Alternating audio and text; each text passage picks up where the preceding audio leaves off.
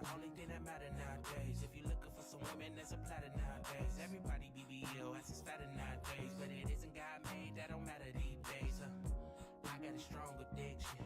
Uncle tried to tell me too grown to listen. Itching for a nut, I'm prone to fix it. Scrolling through my phone, I'm on a mission. Sex, do it right. Sex, through the night. Sex, do it right. Sex, through the night. Looking out my window, and some girls outside. So I grabbed my keys, I told her get in my ride. Looking for that good sex, cause it's been a long time. She get wet, trying to get on her slide. Sex, do it right. Sex, through the night. Evening, everybody. How are we? Hope we're well. Welcome. What's the news? Have we all had a good weekend? Happy Monday to all who celebrate. The schools are back tomorrow. So it's my last night of the 6 weeks holidays before the kids go back. And then life returns to some semblance of normality, or at least a different normality again. So that's where we are.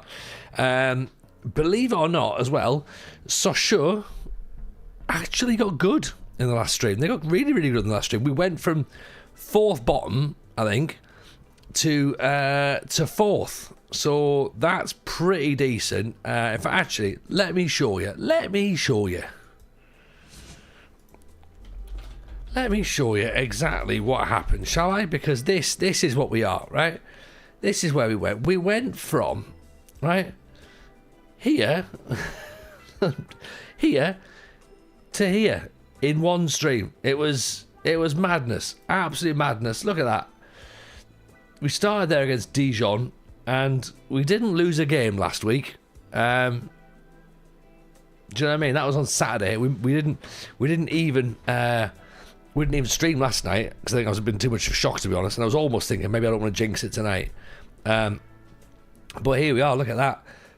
Flying, absolutely flying. We beat Paris, we beat Grenoble, we beat Châteauroux, we beat Auxerre, who were top of the league, by the way, 4-1 away from home. We were incredible in that match. 18 shots, 7 on target. We literally gave them everything. That's why. See, the console wasn't there. That's why we won. That's why we won all those games. Right, there we go. We went 1-0 down as well, which makes it even better. So this is how we played. Baba Tunde there, our left back, hitting on his right foot, in off the underside of the bar. Josephson with a lovely penalty. Look at that, beautiful. Then we figured, you know what, let's make it 3. This is on 21 minutes. We pulled it back to 3-1. Amara 3-1 up after 20 minutes, having conceded after 4. And then we're like, you know what, maybe we just kill the game off. Bang, 4-1, half time. What about that? Incredible. There was also, was it Brest where we ended up with, yeah, a 1-1 draw against Brest. We had one shot. One shot in the entire match. They had 6. It was the dullest game in the world, but you know what? We absolutely did what we had to do. We got ourselves a point, so fair enough. That worked out. We beat Bordeaux. Rougeau, you'll be very, very happy about that. We beat Bordeaux 2-0. So you can have a little look at this. There was a penalty in there as well, by the way. So that was fun. Keenan says, Gertrude, Broby, Bertrand Traore, all in the same day. What a day. Sunderland turning into the Dutch team now. So yeah, we've got an African contingent. We've now got a strong Dutch contingent. Bertrand Traore, I think, is a weird one. Formerly of Villa, I think, wasn't he?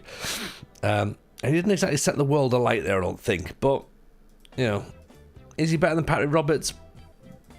Probably. We'll see. Who knows? But yeah, Brian Brobby, I know from FM 20, possibly FM 21. And like, if he's as good as he is in that game, then he's going to be incredible, right? But I hope he doesn't turn out to be Isaac Liadji, who also I only know from FM. And then Sunderland signed him. I was like, this is going to be class, and he wasn't. Someone suggested he might be Josie Altidore, and if he is, then at least it'll be funny, you know. So hopefully he'll be good. My moving past the Bordeaux thing now, they're back in the meh tier. That's fair enough, Rugio. I love that. You're showing growth, which excuse me. That's not a good start to the stream, is it? That's not a good start, is it? Me already being like, it's a bit tiring, this one. Yeah, that's growth, Rugio. Appreciate that. It looks like an aggressive, angry man from the clips I've seen, does Brian. We like that. Does it help that you've abandoned Moneyball? Possibly. I mean, what is interesting is now being able to see the attributes of the players that we've already signed. Because obviously all these players we bought without knowing what was going on.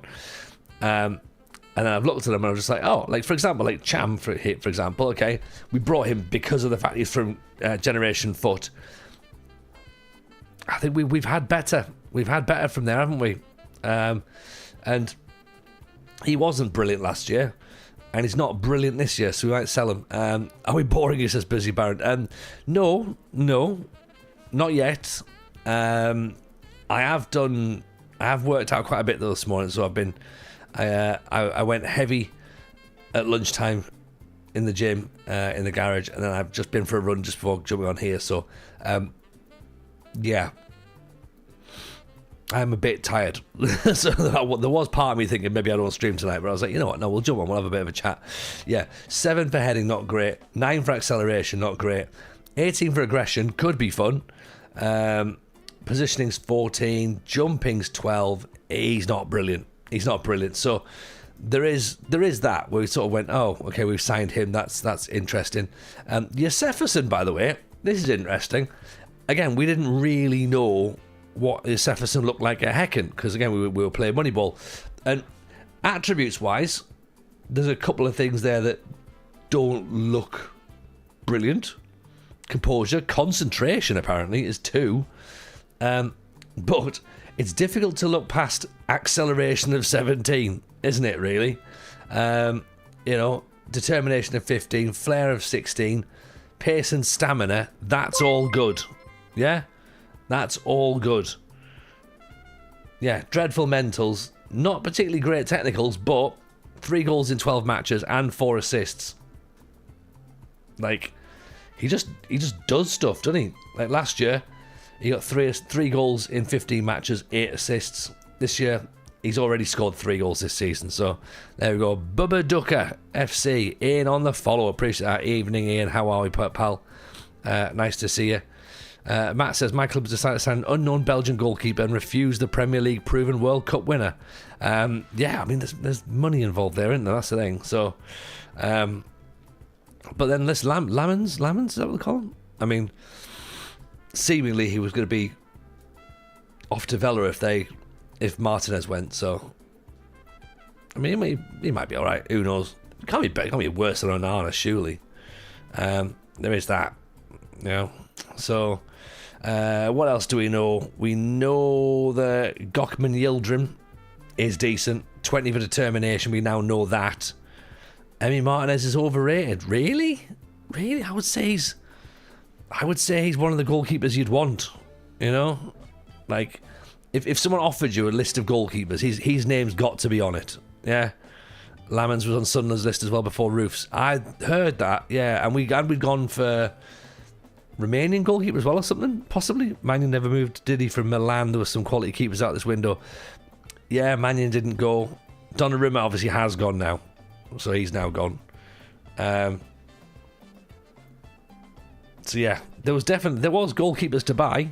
It seemed like a goalkeeper window.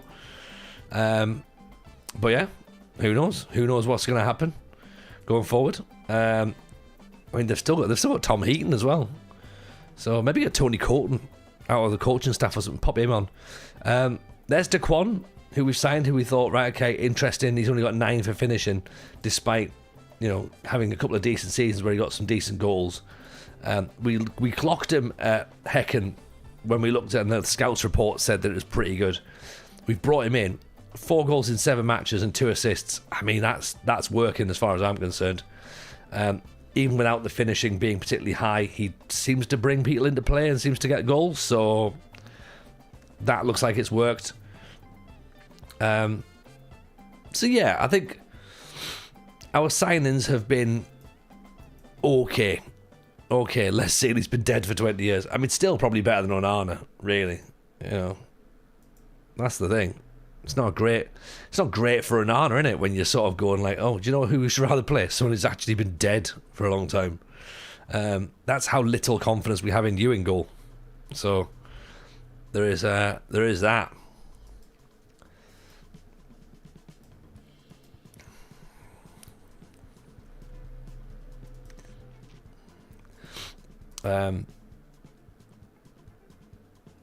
Dropped another clanger there, finding out another player's died on stream. Who else did you find out had died on stream? Console. This is a question I probably shouldn't be asking, is it? Isn't it? But you know me, ever the hard-hitting journalist, never afraid to ask the uncomfortable questions. That's what I can do. I'll ask the questions that other streamers won't ask. Who else died? The stream started well. I mean, it started pretty much as you expect, Dan, to be honest. How was your gig, by the way, on Saturday? I know you popped in. Did it go good?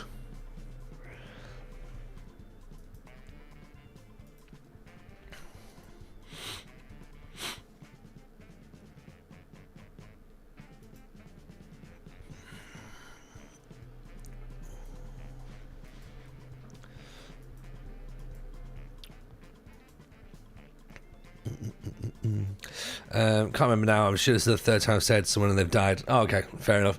It feels a little bit like you're doing the what's he called? The Aaron Ramsey. Was it Aaron Ramsey that used to, whenever he scored, people died? Is that what it was? Yeah, maybe that's what you're trying to do. Evening, Luffy. Nice to see you, pal. Hope you're good. Welcome in.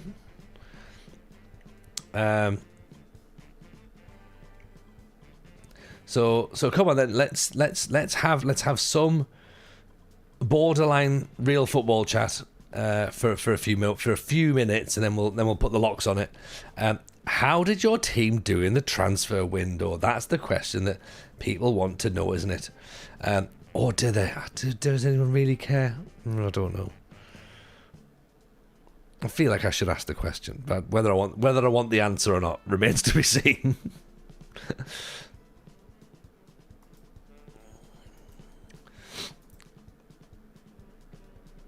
Dan did good, got lots of laughs. That's what we like to hear. Well done, Dan.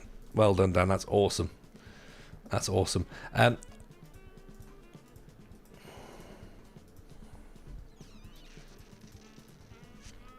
Actually, let me check something, because there was something I was supposed to mention, and I can't remember if I've ever actually done it.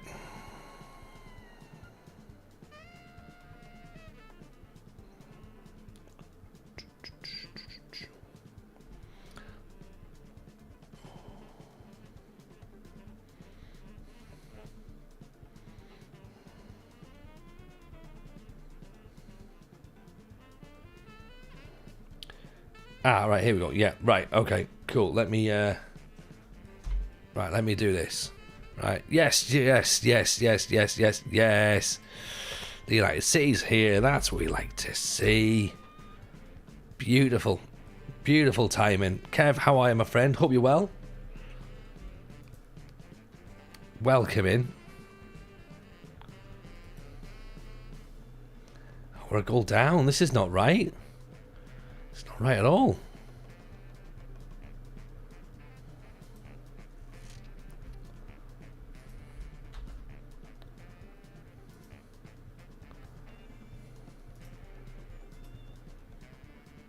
How are the Team Jamesons? Team Jamesons are good.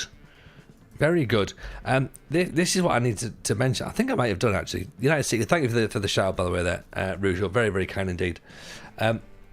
I did mention I did mention that I am slightly tired because of double training today. The reason I'm double training is, and I mentioned this to you before, is that I'm doing the Scarborough 10K in October. I think it says there it's on the 9th of October, but it's not. I think it's the 19th of October. I hope it's the 19th of October. It's in 7 weeks, and so I've got to go and do that. So I've started training for it, and we'll do it for Leeds Mind. It's a bit more specific than like Mind in general, isn't it? Really, I'm aware of that, but Leeds Mind. So we'll raise a few quid for mental health. If anybody does have any spare change, and I know everyone gets the tin shuffled in front of their faces at the moment, so I'll pop the link up there. I'll pop it into the Discord as well, actually, because I've not already done that. I should probably do that as well. And I need to start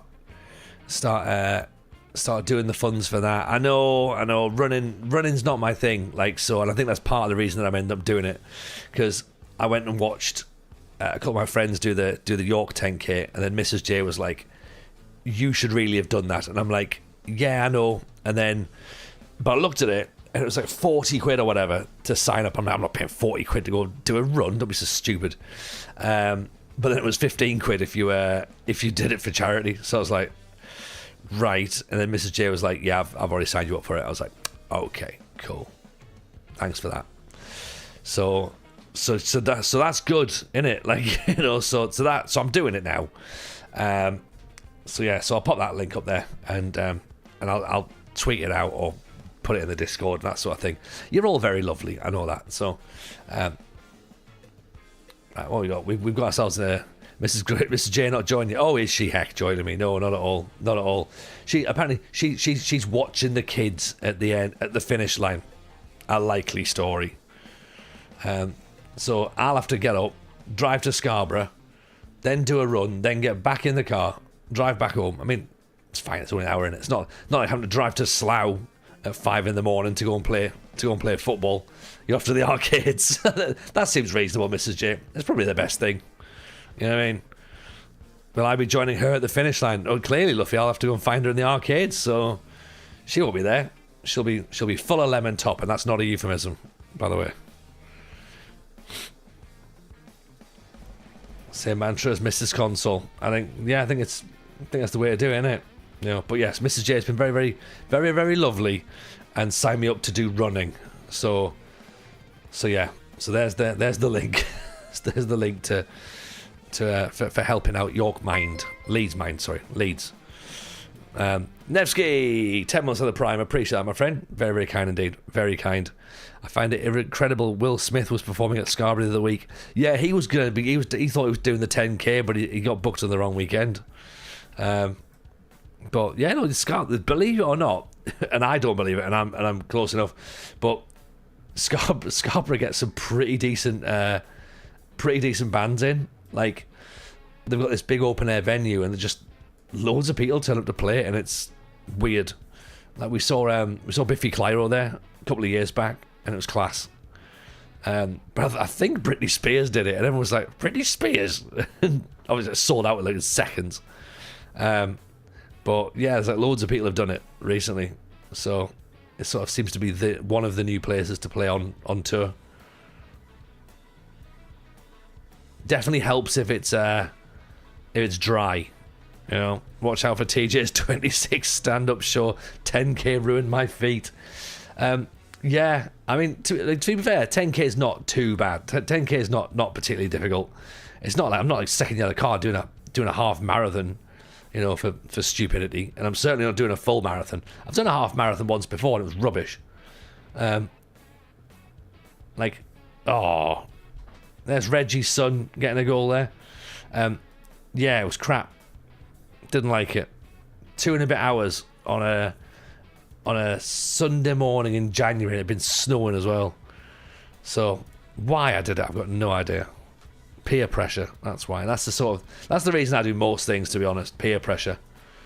You know, I'm a people pleaser at heart.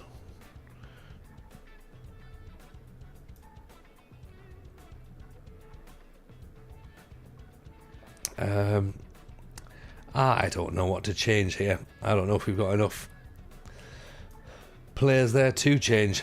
Let's bring Daquan off and put Jabetti on. Let's walking the dog of the night to Dexy's Midnight Runners performing in the local park. I mean, that's the thing. See, Dexy's Midnight Runners probably will just perform in parks. I see. I'm not sure that I dislike Dexy's Midnight Runners because I don't know much of their back catalogue, but I do hate Come On Eileen. So because of that, I will suggest that they are awful. And they're probably not. They're probably not. But that song is one of the worst songs in history. That and Sweet Caroline. Red Devils, welcome in, buddy. Nice to see you. Hope you're well. Poor Eileen. Well, I don't think she objected. It was Come On Eileen. Of course it was. And the thing with Come On Eileen, right, is that it always, no matter when you hear it, right, it always ends up with a come on, come on. That's the bit that everybody hears whenever Come On Eileen plays. You never hear the start. You never hear the middle bit. You always hear the come on, and that's how it sounds. That's the bit. See, I told you, that's the only bit that ever gets played. It's weird, isn't it? Someone clip it. You clip it. You clip it. My hips hurt. Sorry, I went on Granny Mobile from Bluey a second there. yeah. It's a bit like the pub sing around, isn't it? From how we missed that. It's a bit like the pub sing around from Shooting Stars. You clip a lot. You do clip a lot, Dan. It's good. Mrs. Jane, so we told you at the end of 10k. There's been after 5k. Never mind 10. I'll be wheezing in the car before I've even got to the starting line.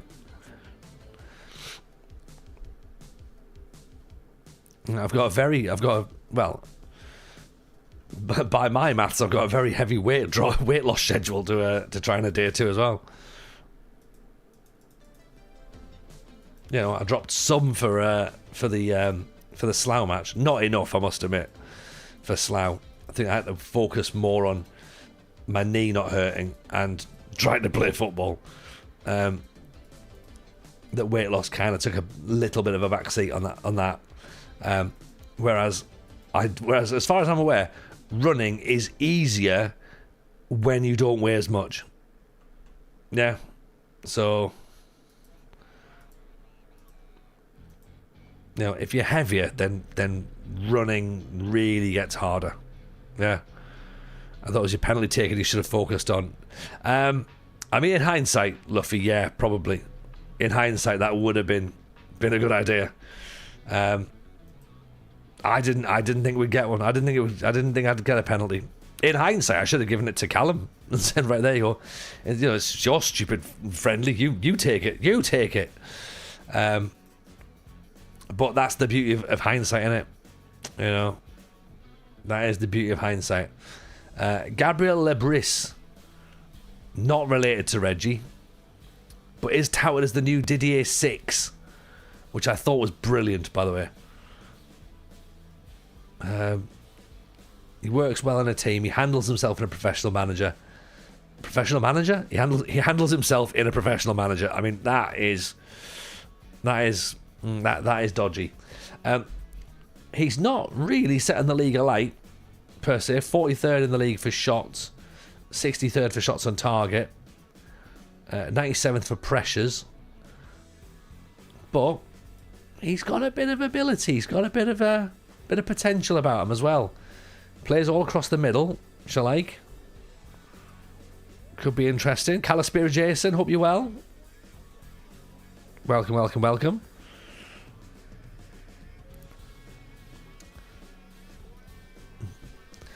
But the good thing about missing a penalty, right, This is maybe going to sound interesting. The good thing about missing a penalty is it detracts from the fact that I completely missed contact with the ball moments prior when the ball was cut back across and I wasn't in the right position for it, and I kind of stuck half a leg out and the ball just rolled past me. So people forgot that bit had happened. They only remember the penalty miss, the penalty save, I should say. Penalty save. It wasn't a miss, it was a save. It wasn't that bad a penalty. It was a good save.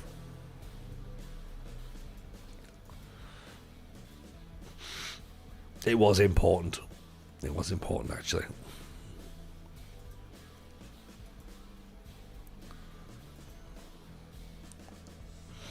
Renato, a physical Brazilian winger. That's what we like.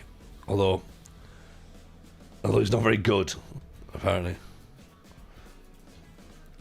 He's brave, but doesn't really do much.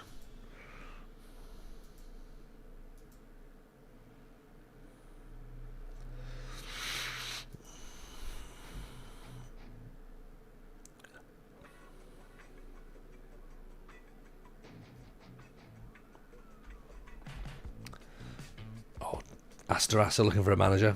Let's go back to Greece. Oh, I told you as well the other day, didn't I, that Mrs. J wants us to do lower league again. Lower league to Premier League. That's what she's thinking.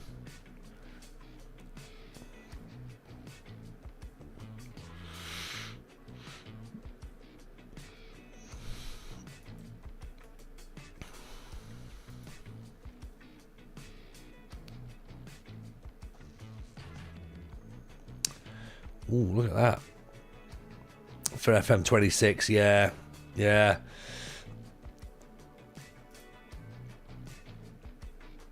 Yeah, I gave Darlington some consideration, to be honest. Reckon Mrs. J should be director of football. Do you reckon? We could maybe convince her to do that, you know. Bring back British Steel. See, I mentioned that. Because I thought that was interesting. And the problem is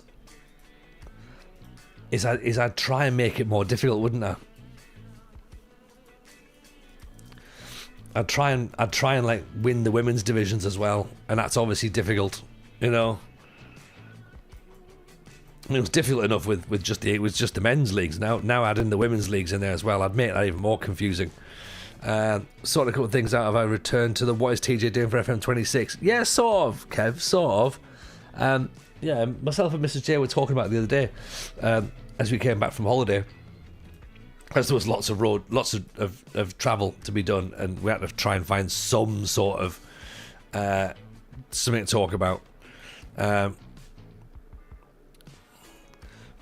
yeah, she was very happy to talk about content plans. I was like, oh, okay, here we go. So yeah, that was her recommendation, was to go for that. Which is why you have mods to rein and say stick to what we did last time. That's it. Bring it back, but don't let chat dictate the jobs. Yeah, chat ruining it for everybody. In fairness, some of the problem was me. Do you know what I mean? Even Ryan, nice to see you, pal. Hope you're good. Just throw a spanner in the works. She buys the players when you're off stream and you come back, and the carnage she leaves behind. That could be a thing, but also not. No.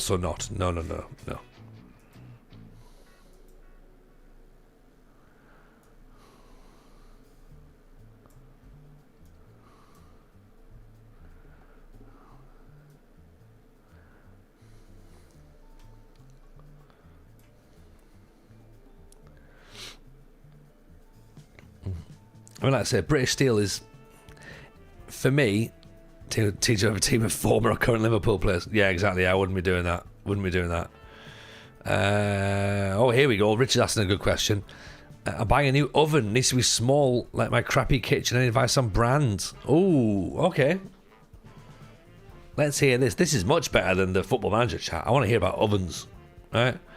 Can I put a vote for TJ managing in China with the Chinese language turned on? You can, Kev. You absolutely can put that on the table. I do feel as though that my chat will probably go, that's a really great idea. Because they're a lovely bunch, very supportive.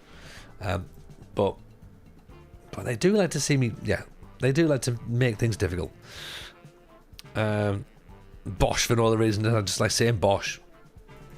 That works. I don't,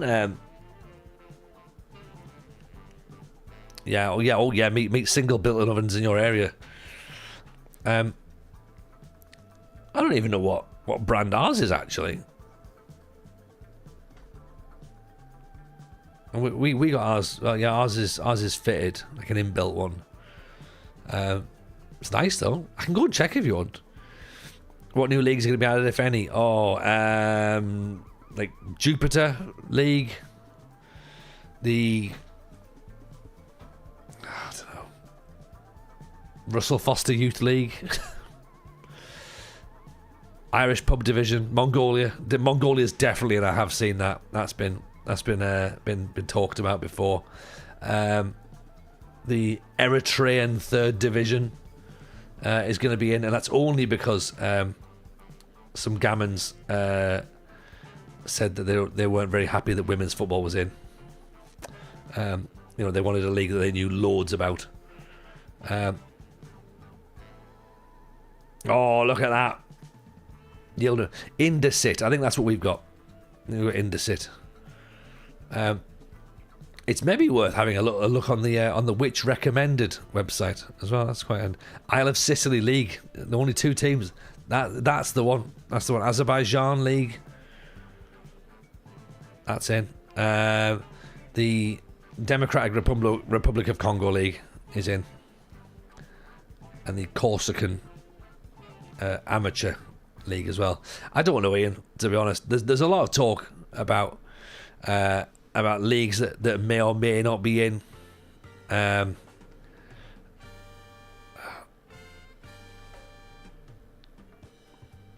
Companies pay which to say it's very good.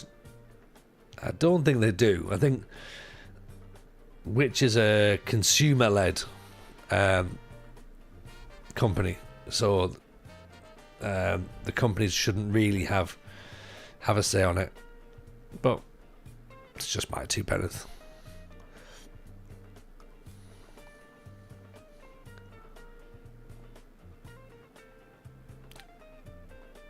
Ultimately, you could say that about anything. You work for manufacturers. Oh, okay. Interesting. Alright, we'll buy whatever Ryan sells then. Look at the John Lewis site. 2 similar ones from Stoves and Belling. Any thoughts on those brands? The 2 models are bookmarked, a built-in air fryer and induction hob. Oh, there you go. Induction hob. Get an induction hob, Rich. Honestly, they're a game changer. Those things. They're class. I'm not sure about a built-in air fryer. I've never used one.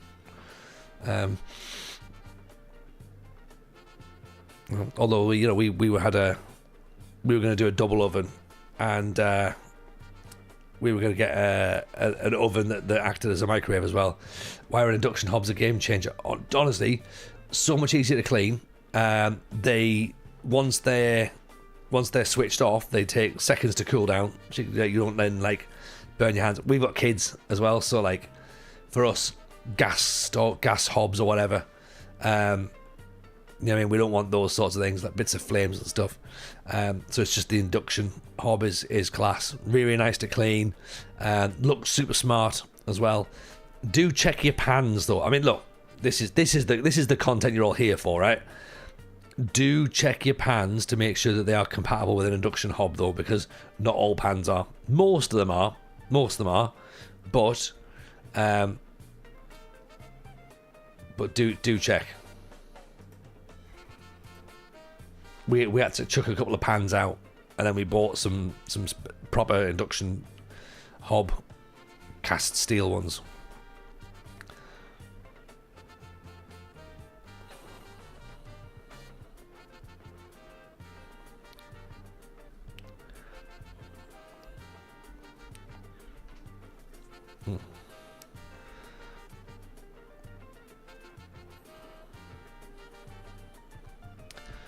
your pans are fairly modern, that'll help. Probably, I'd imagine that they probably will be okay, but it's always worth double checking. Because basically it's a conductor. So like if the pan connects with the induction hob, and if the lining isn't the same, then it won't conduct. So it'll just sit and it won't do anything. So you need to make sure that they are compatible with the induction hob. Most new pans will be, particularly if you paid more than a couple of quid. You should be getting induction compatible pans these days.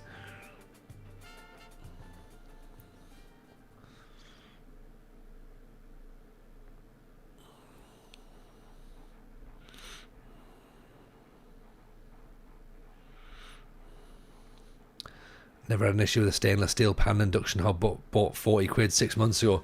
Oh yeah. I mean, but look, there's a lot of pans that obviously are now compatible, but I remember when we got ours, we had three pans that didn't work on the induction hob. They were older pans, but they didn't work. So whenever someone does go for an induction hob, I feel as though I've got a duty to remind people that not all pans are compatible. You're welcome. I mean, everyone's welcome to ignore my advice, obviously, but I would feel remiss to not advise that. Look, sometimes you need to do a bit of pan work. Yeah, just make sure. If you bought pans in the last 5 years, you should be fine. Probably. But again, look, there is it depends where you've bought your pans from as well. If you bought super cheap ones, then they might not. But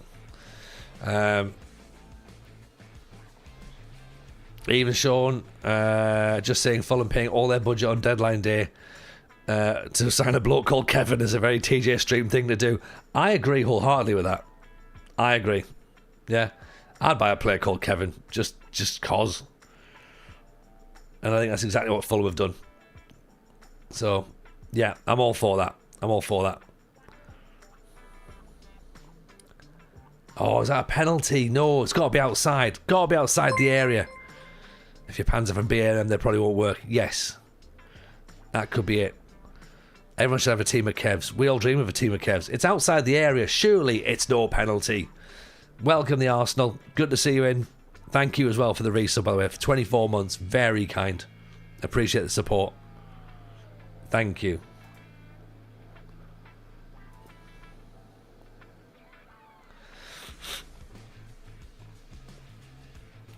Yeah, back to gas just in case of power cuts. Oh, well, what happens when the gas runs out? Yeah. Well, I decided to just make my own firewood outside, just in case.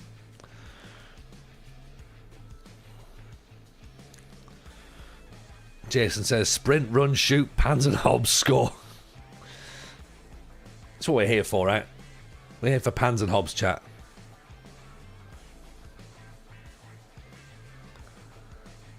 Mother-in-law got a set of pans from car boot, did not go on the new induction oven. See, there you go, see? Daquan makes it 2.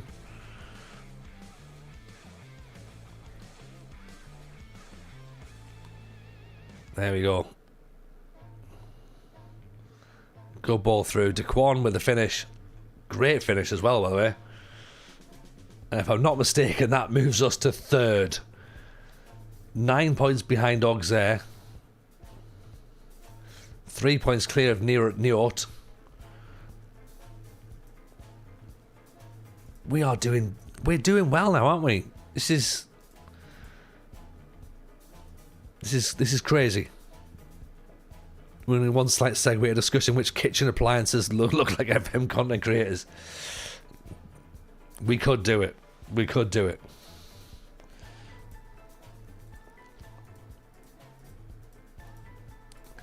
Or what would an FM content creator create on Come Dine With Me?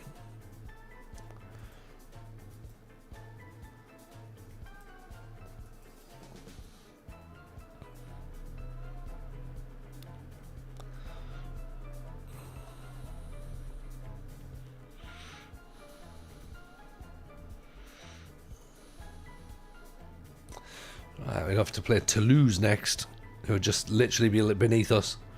So we played Niort, who are 5th. Toulouse are 4th. 12 games unbeaten. It's a new record. It's a brave new world we're in, chat.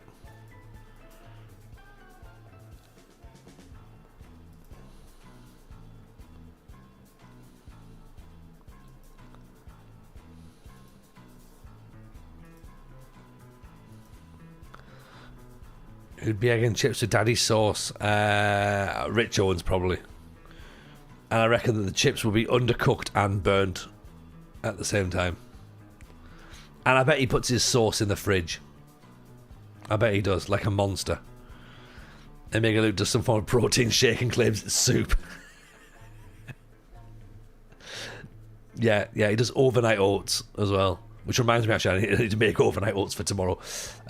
For me and youngest Jameson started getting into his overnight oats. It's just like, so yeah, I need to go and make those for breakfast. Sorry, tonight before I go to bed. Why does Alujo feel like he'd be getting steamed hams? I reckon Lelujo would do a Sunday dinner. Yeah. Oh, actually, I think Lelujo would get outside caterers in, and he'd just host. I think that's what he'd do. Luke didn't make the soup, he bought and heated it up. Yeah, Luke didn't have any idea. He just went out of the house and then came back and suddenly everything was done. Yeah. Overnight oats are an elite oat. They are, aren't they?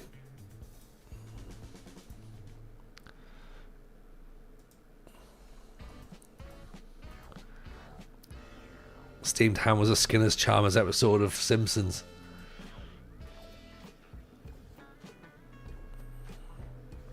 My fate, Le Creuset is starting to die. Heavyweight hasn't got the quality to not rust and peel. Can I justify buying a real one? Oh, look, you buy a Le Creuset, as I understand they're pronounced. I've been told by a French person that they have to, because I was like, why did you call them Le Creuset? And they went Le Creuset. And I was like, okay. You buy them once, you don't buy a second, do you? Right? So it's an investment. It's an investment. So if you can afford to, I would if you can afford to splash out on some Le Creuset, then why not? Why not? Musterman would probably do a curry. I think he would as well. Jack would win hands down if he can get Wok to help. Maybe. Some outside interference. Right. Quentin Favre wants to go and join Colne on loan. Right, okay. Let's send him out there then. He can have a year out, half a year out on loan. Verhaeghe's been recalled. So we didn't play him in his preferred position. Great. What would Zealand make? Barbecue. Like a really good barbecue. Or like mac and cheese, probably. Sloppy Joes. Possibly. Would he make sloppy? You might make sloppy Joes, yeah.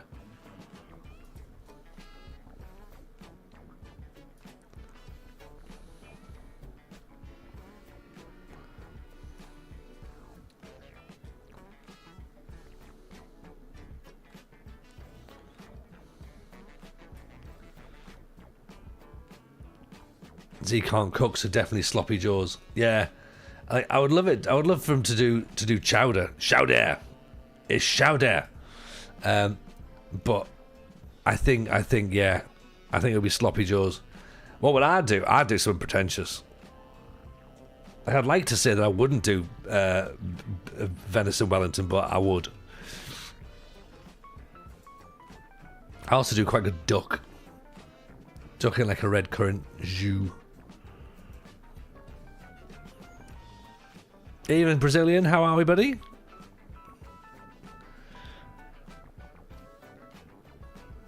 We are all good. We are very, very good indeed, my friend. How about yourself? How's life treating you? I go against what most would do and go sweet just to gain favour. I do a mean pavlova. Oh, do you really, Kev? Oh, nice. Desserts aren't my thing. I'm not very good at desserts. I think I've mentioned this before.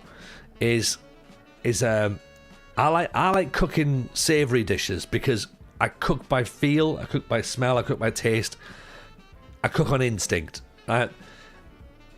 And desserts and baking is, you have to be precise, and I can't be precise.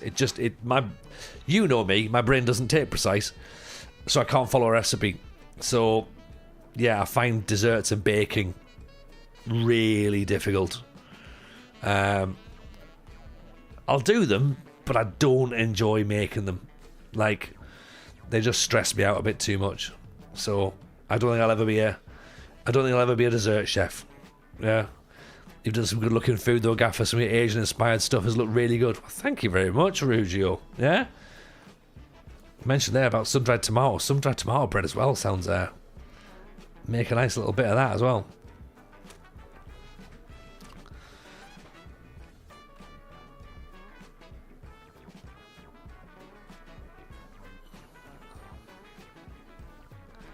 Oh, Tony Van der Mee. What a Van der nightmare. Sun-dried tomato, balsamic, feta tart always wins. Sounds alright, doesn't it? That sounds decent. You're hungry? I know. I'm thinking this as well. I'm thinking I shouldn't have started mentioning more food, should I? I'm fairly good at baking, don't have the time because work is busy. This is the problem, innit? You see? This is the problem.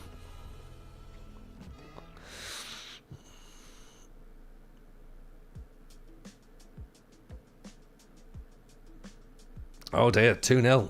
Mrs. used to be a pastry chef. If I could bake, she wouldn't let me. Oh really? I mean, that's good though. If you've got a pastry chef in the family, that's good. That is a skill.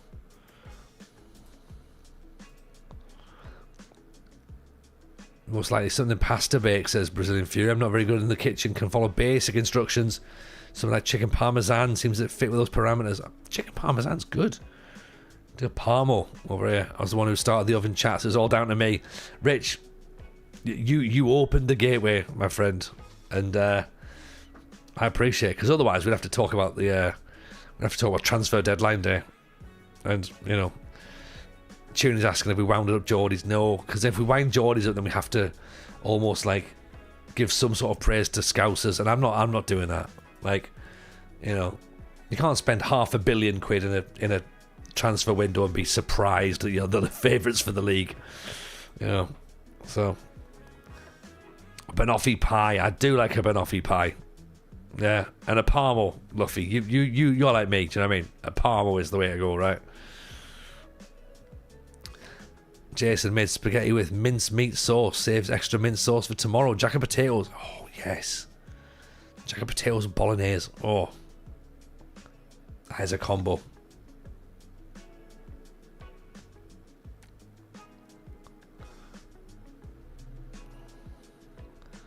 Is it cheating to do something that doesn't require cooking? Can't go wrong with a proper banoffee pie. Kev, that's not cheating at all. That's you know, that's using your brain. That's work smarter, not harder, right?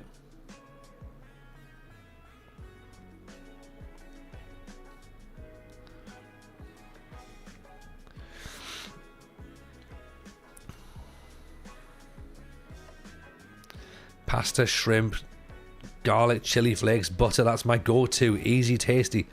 That sounds decent. That sounds decent. Wife's family are from East Germany, Polish border. They do sausage stew and gingerbread sauce. It's an acquired taste. I was with you when you said sausage stew. Gingerbread sauce. That's the bit that I was like, I'm not sure about that. I'll try most things, but I don't know. What does it depend upon what sausages there is in there? Because Scandinavians have like a brown cheese, and it's got like a caramel flavour to it, and that's quite weird. That's an acquired taste, and it's really odd. I remember eating that, just going like, I'm not sure why this has been made. But they love it. But I was a bit like, I think we're going to need to see your hard drives with this. Like, it wasn't as bad as lutefisk, which is like a cured fish, like salted cured fish. It was, that wasn't good. That wasn't good. Parmos are the best. Parmos are class, Finn. Absolutely, Parmos are class. Yeah. All for Parmos. Up the Parmo. Gingerbread, malt beer, smoked sausage, white sausage, served with mash and sauerkraut. I think there's a bit too much going on there for my liking. It's that gingerbread. Look, if you say it's an acquired taste, like, does it? Like, tell me, just tell us. Like, do you like it now, or do you just sort of like feel obliged to eat it? Because that's the bit that I'm stuck on. Everything else, yeah, I'm here for it. That sounds delightful. But that gingerbread, like, I don't even mind eating borscht, you know. But that gingerbread thing, that's what's got me unsure. Has anyone ever eaten or been near surströmming? No, where's surströmming? Where or what is it? Rich. Sounds good and tasty to be true. I mean, I love gingerbread. Genuinely, I think gingerbread is one of my favourite things, but I don't know if I'd want gingerbread sausages. I don't know. It does very much sound obligated, doesn't it?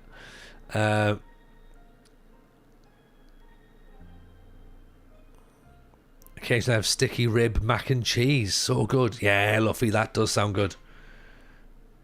That does sound good, actually.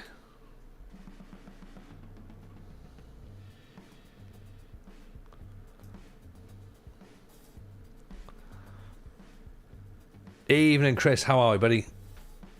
Welcome. You've just joined at Hungry Folks time. We've been talking about... Well, we started off talking about ovens, as you'd expect on a Monday night. And then we went to... Console suggested that maybe I'd start asking about which Football Manager creators would be which popular kitchen appliances. And then I was like, well, actually, what Football Manager creators would create certain dishes if they were on Come Dine With Me? And this is where we got to. And then all of a sudden it was like, well, TJ, what would you cook? And I was obviously, over the top fancy. And then now we've started getting into what everyone else would cook. And we've had some good stuff. Some really good stuff. But I'm not sure about sausage stew casserole with gingerbread sauce, mashed potato and sauerkraut. The gingerbread sauce is putting me off. I just can't get that flavour combination in my head. I sent you a pic of it on Discord. It's gravy sauce, but it's a Christmas meal and it suggests gingerbread sauce. It looks exactly like what I thought it would look like. And then, of course, don't forget the detailed induction hob pan TED talk. We did, yeah. We had a good conversation about pans. And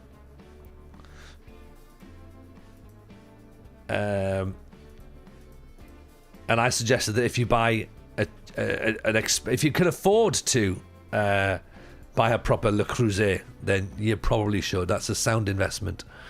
Can I be brutal? Can I be honest with you here?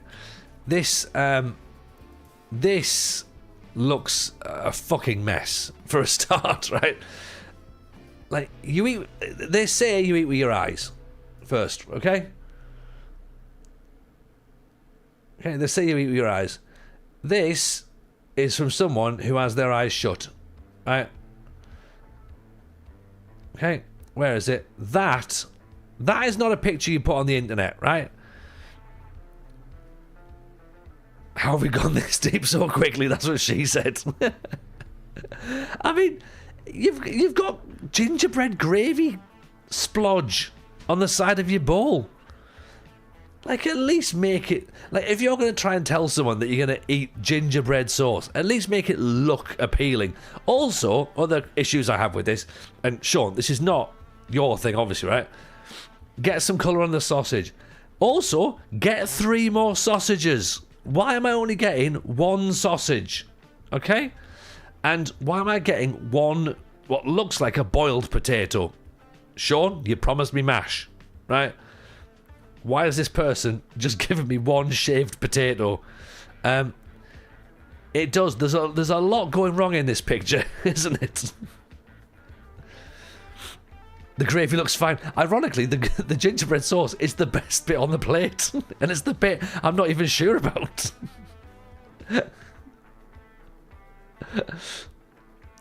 Oh, dear. The sweet savoury sauce, a traditional Polish Christmas Eve dinner with potatoes, sauerkraut and white sausage. I mean, look, fine, I understand. But, as I say, yeah, I'm lacking at least 3 more sausages here. And a mound of mashed potato. So, interesting. Who's taking ownership of that picture? I feel as a band's coming on. Well, Console sent it to me, but I don't think Console cooked that. And it's certainly not anything that that Sean should take the blame for. My wife says, have as many sausages as you want. Well, there, that's what she said. That is what she said. What in the name of digestive system issues was that? Well, that was the that was sausage and gingerbread sauce. MCG, of course it was. Of course it was. I need much more mashed potato to mop that gravy. Yeah, I need mashed potato to stick me sausages in. That's what I need. Give me chimichangas. Fuck this sausage drowning in gravy with a peeled round potato. I like the fact as well, Chris is just like, I'd do enchiladas. Like, lovely. The sauce looks like the toilet after one too many Red Bulls. One of my chippies does Parmo chips. Oh, yes. Yeah. Yeah, there's a burger van. Sorry, let me rephrase that. A food truck that does loaded fries, and they do loaded Parmo fries, and they do loaded katsu fries. Very good. Dare I say it? I think the portion size is a little bit too big. Just saying. I'm just saying. Right?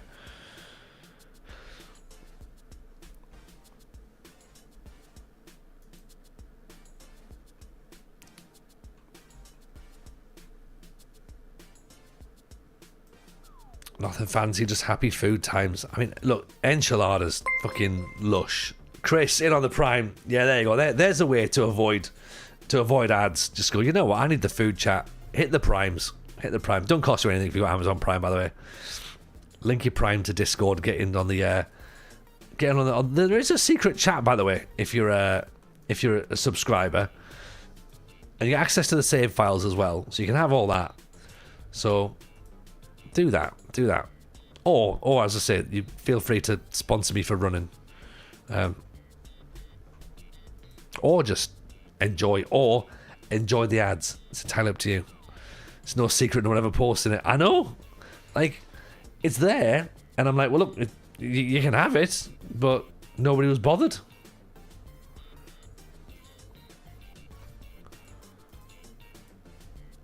You know, then there's all these things about these extra emojis and stuff. I need to make some new emotes, don't I? I've been here 7 months, so I had no idea it existed. Well, you also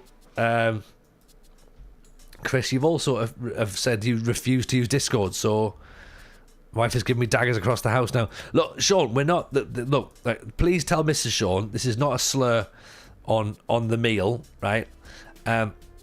Because we have a wonderful Polish restaurant in York. We go to quite a lot. The kids love it as well, so we go for big breakfasts because they give us big portions. So I'm a big fan of Polish food, but the gingerbread sauce thing I find difficult to understand because, and I don't know as well if anyone else can understand this. Maybe this is this is where I sort of realise that there's only me that does it here, innit? Like, I can so when you describe flavours and stuff, in my head I'm already going, oh yeah, I can taste that, I can understand that makes sense, right? I'm trying to taste gingerbread sauce, sausages and mashed potato in the same, and sauerkraut, and I can't work out where the balance is. Unless the sweetness of the gingerbread and the sweetness of the sauerkraut go together to then have a bit of mashed potato and then have a bit of sausage on it. It's a little bit... do you know what? Here's the thing, right? Is it a little bit like the Loganberry sauce you get for the IKEA meatballs? And then that gravy you get. You can't taste the gingerbread, it tastes like warm spice. I think do you know what? That sentence has maybe swung me around.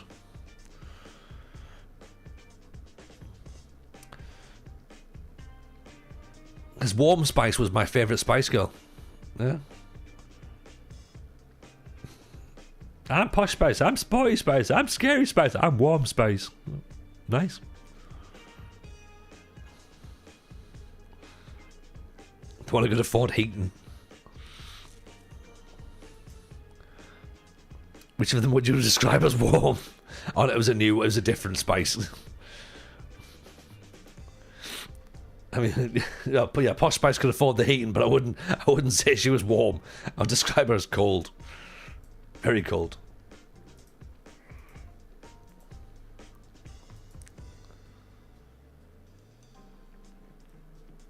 Warm spices, beery sausages, bit of sweetness, sauerkraut to cut richness.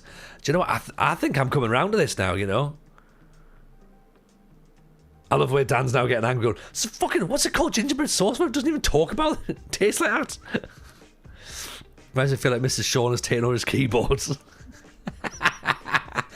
Right, I'll tell him it doesn't even taste of gingerbread, right? New channel, food is mint, innit? Yeah. It is. Food is mint. I can't be a food blogger though. I can't be. Because I can't do this after eating everything. That's what all those dickheads do, innit? Do you know what I mean? Oh, here's the thing as well, by the way. And this is a rant incoming, because I take umbrage with this with Mrs. J. And seafood bloggers, right? See how they always go, all right, and I went to this shop and I had the chicken tenders and the chicken was cooked to perfection. And you're like, right, how do you know what perfect chicken is? Or how do you know what anything cooked perfectly is? You're not a chef. You might say it was cooked nice. You might think, oh, that was cooked lovely. You don't know what's perfect. It ain't pink. Yeah, but just because but overcooked chicken isn't pink doesn't mean it's perfect. It could be juicy, it could be succulent, that could be nice chicken. That's not necessarily perfect chicken. Again, the same with steak. Oh, the steak was cooked perfect. Is it? Or is it cooked to your liking? Yeah. I think I need to go get tested for another neurodivergence. Because I am starting to pick fault with a lot of things that people say.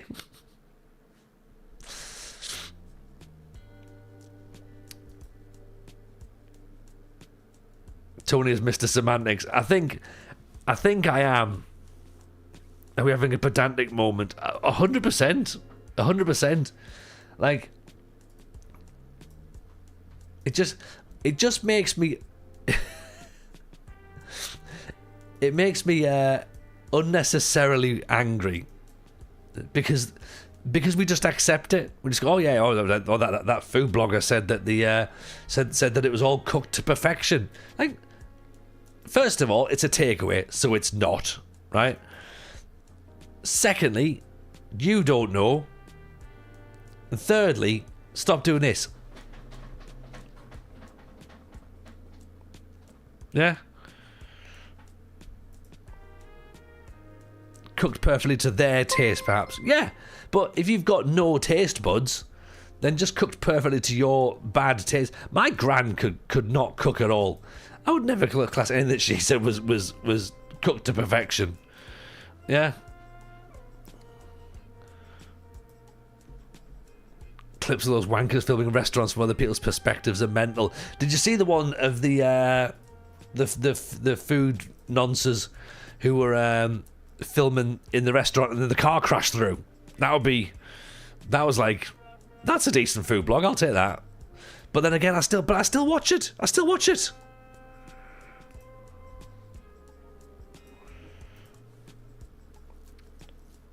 Like when steaks were with steaks, the info would be helpful. As to how they've had it cooked or what they wanted cooked? Yeah. Chicken are cooked to perfection when it's properly cooked yet juicy. Yeah, but describe to me, Simon, describe to me exactly what a perfectly cooked chicken looks like. Because I've watched loads of MasterChef, right, and I've seen people cook chicken nicely. I've seen people cook chicken to perfection on MasterChef. I haven't seen that happen at Wingstop. Granted, I've only been once, but I wouldn't say that chicken, although it was cooked lovely, I don't think that was cooked to a Michelin star standard. Yeah, it ain't happening at Wingstop. Yeah, but the food bloggers would have you believe that it is, or it's a conspiracy. Oh, maybe it's that. Maybe that's where we are, right? It's big takeaway. Yeah. That's what it is. Big takeaway is funding all these food nonsense and go, right, tell them it's all cooked to perfection. They won't know. And everyone's got 49,000 views of a donut. Darren from Blythe probably isn't cooking Michelin star food in Five Guys, but it's probably tasty. Yeah, 100%. And I bet he hasn't even had to make the patty himself as well. I bet he's got that from the freezer, slapped it on the griddle, and away it goes. Yeah?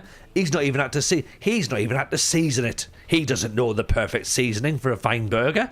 He might be able to take a bit of a guess. But this is not perfection, is it?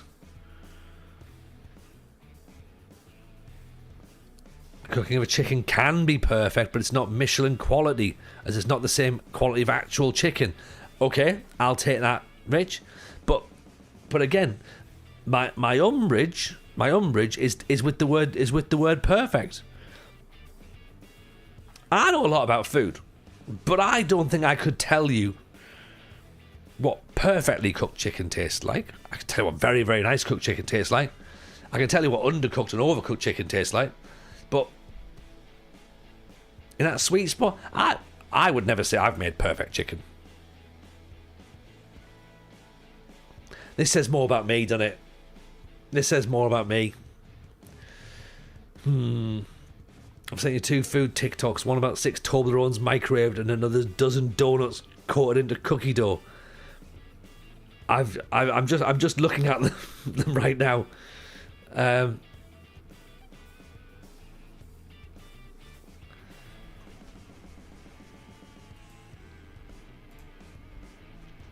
Let me have a look at these. For all of our pleasures. This is donuts being mashed into cookie dough. I mean, is anybody surprised that Americans die before we do?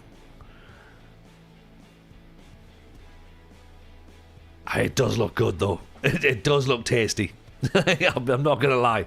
This is of course where I'm the sort of person who say, but by the way, last week I had a donut burger.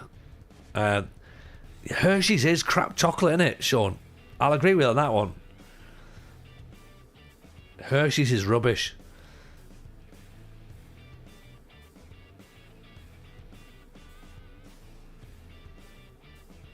Yeah, I don't know who's ordering that. Do you know what I mean? Personally, I have used the word perfect as a way to be nice to people serving me, so there. Ah, okay. Oh, so, all right. So what you're doing then is you're telling them they've done it right. Okay, got you. Like the optimism, she's living to 2050. There is that, isn't it? What you got here? More Americans melting. This channel should just be called Americans Melt Things and Then Eat Them. I mean, that looks... What?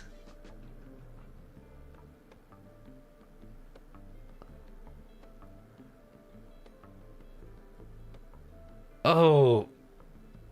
Honestly. Love, you need... Is there any way we could have some sort of intervention? Do you know what I mean? Luffy, you're getting off on this, are you? You know what I mean? It hasn't got cheese in it. Yeah, American, that squeezy American cheese as well. Right, my problem here is it looks like it's not fully set. Like, I expected that to be fully set. But that still looked like it was gooey. Like the word underrated. Perfect gets thrown around often. Oh, underrated. Now we're talking, Jason. Michael Owen, Christmas, the most underrated time of the year. Yeah. Or when people go, oh, do you know what? They'll name something like, oh, do you know what? Like R9's completely underrated, isn't he? No, he's not. He's absolutely rated. What you mean is, I can't think of any other words to say. Right? Yeah. Right, we can get $7,000 extra wage budget if we agree to finish in the top half. Am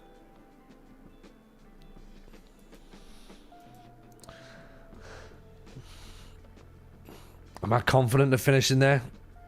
I would say that R9 is a good amount of rated. Yeah. Tony James, an underrated streamer. No, perfectly rated, perfectly average. Exactly. I'm not underrated nor over it. I'm just sufficiently rated, I believe. Yeah, sufficiently rated. And I don't think, and I'm not going to disagree with that. Yeah. Even for a TJ stream, this has gone really gone somewhere. It is good to think that there's a level where it's like, I think, whoa, where have we gone? I wonder if half of these channels aren't just food stuff, but they're just food fetish weirdos. Maybe. Tony Turns doesn't even try that much, puts in a 5 out of 10. Exactly. Free dictionary. Perfect can mean being without defect or blemish or lacking nothing essential to the whole and complete. I think they've undersold perfect there, haven't they? Do you reckon? Can mean being without defect or blemish or lacking nothing essential to the whole and complete. To me, that's describing decent, good, or adequate, isn't it? Fine. Yeah. I was going to say I haven't got any defects or blemishes, but I clearly have. So, hence why I'm not perfect. Yeah. There's nothing wrong with something being alright or perfectly fine in life. Insta and TikTok creeps having to do everything as amazing or brilliant as possible, and it's eating a packet of crisps. Yeah.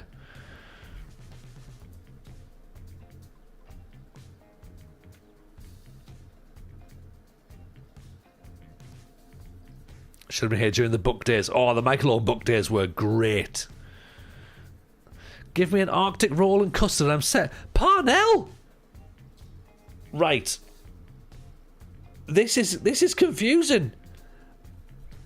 Why would you have... get ready to clip this, by the way, right? Why would you have Arctic roll, which is sponge and ice cream, with custard? Warm, lovely custard with frozen, cold ice cream. Why? It's hot and cold. It's not, though. It's just hot. Because the custard is going to melt the ice cream. Honestly. Parnell. Don't knock until you've tried it. There's a lot of things that I will knock before trying. Custard with ice cream is one of them. And then there's a lot of other stuff that I probably can't say on the internet, but I won't try that. Which was, you know, part of Meatloaf's song, really. The fusion of hot and cold. I understand it, but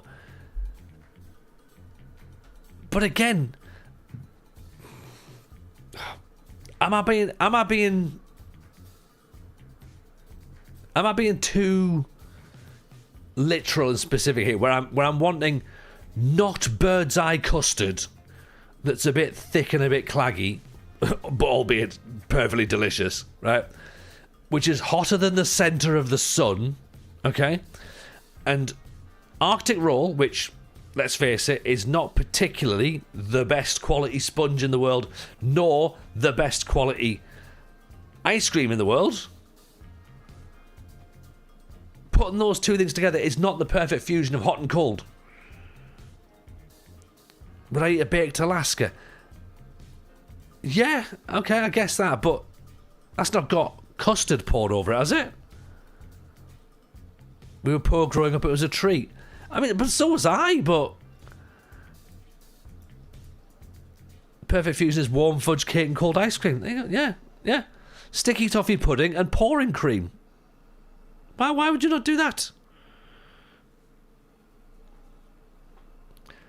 I don't know. Look, isn't hot cookie dough just a cookie? Yeah, pretty much, yeah. It's a cookie that's gone in the microwave.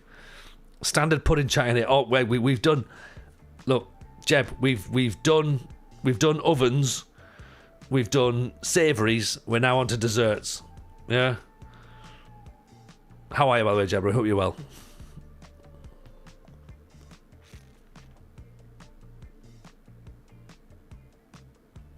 It is bird's eye custard as well, isn't it? It's got to be.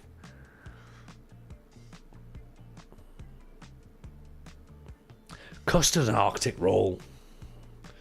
Any dessert is improved with custard, pouring cream and ice cream on top. I think that's fair. That's fair. Custard, pouring cream, ice cream, they do improve everything. Ambrosia custard is cheating. Yes, it's not the warm colour gets the ice cream and custard's the weird thing. Ice cream is basically frozen custard. It's like custard in two states of matter. That's a MasterChef answer, isn't it? I've done custard two ways. Have you? You've done custard and ice cream. All right, yeah, technically I have. Yeah. That's the kind of behaviour we've let fester by stopping sending children down the mines. Double custard. Desserts, creme brulees, goated, fight me. No fighting needed. Creme brulees, class.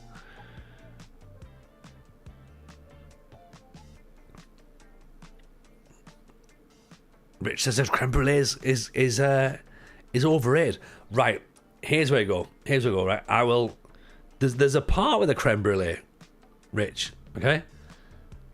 Oh, for some Arctic roll. I almost misread that as some erotic roll at first, and then I was like, actually, now it sort of makes sense. Do you know what I mean? Like now you've got the custard involved. Now it is an erotic roll. So yeah. So you can do that, of course. FM Kingdom, welcome in, buddy. Appreciate the raid. How was the stream?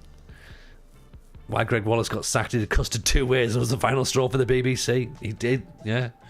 He's a mucky pup. Depends what creme brulee, because if those Christmas chocolates... Oh, no, we're not talking about Christmas chocolate creme brulee. We're talking about if you've got a creme brulee, right, where it's curdled almost, right, or you've burnt your eggs. Sometimes it's cold. You've got a cold custard, and sometimes the actual brulee topping is a little bit too burnt, and therefore it's a bit too tastes burnt.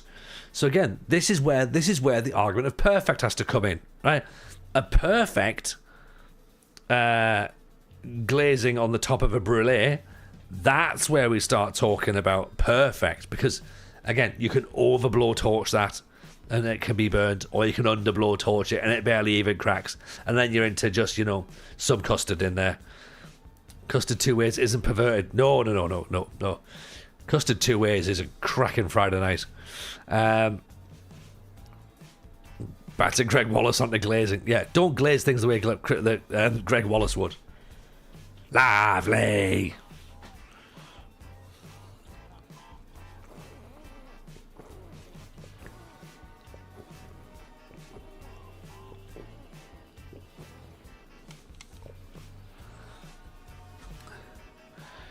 Have we made it full circle again? I think so.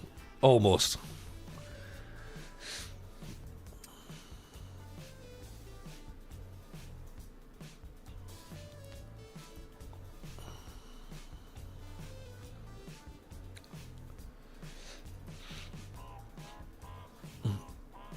Alsane Cisse. Never heard of him. But he's wanted by Swedish clubs, so therefore he's probably going to be good enough for us. Love to meet anyone that was shocked at the Greg Wallace stuff. Could you imagine? Sitting there going, what? No. Surely not Greg Wallace. Surely not.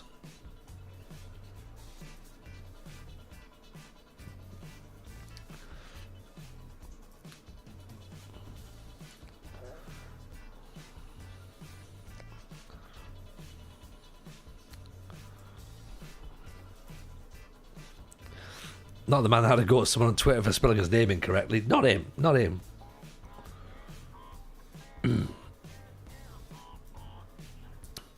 the one who didn't want to be at home with his son, you know. But Chris, sorry to go back to the man who played 50% less than his autistic son that he did play Total War. Chris, you mentioned earlier about whether or not we did read excerpts from Michael Owen's autobiography. We did. We absolutely did. And it's not even on the shelf. Where is it?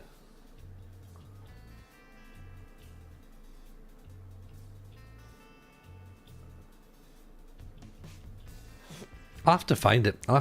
We we did. We read Michael Owen's autobiography, and it's and it was incredible. It was the worst thing. Did we read Michael? We did read Michael Owens, didn't we? We did read Michael Owens. I'm sure we did.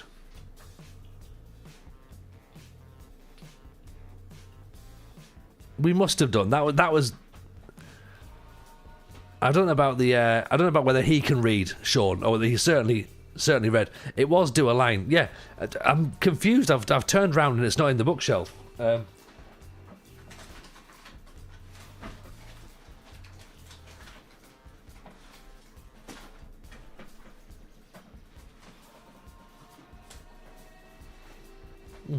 have to have a look. Is it in the bin? Well, yeah, I threw it from distance and it went in. I was so brave. What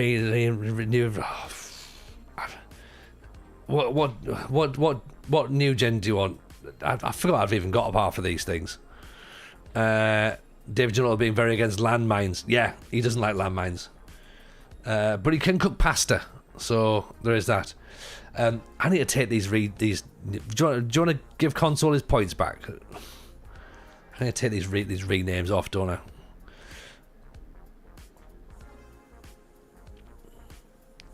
We're scoring against a 12-year-old goalkeeper celebrating like he won the World Cup. Brave. Oh, so brave. So brave.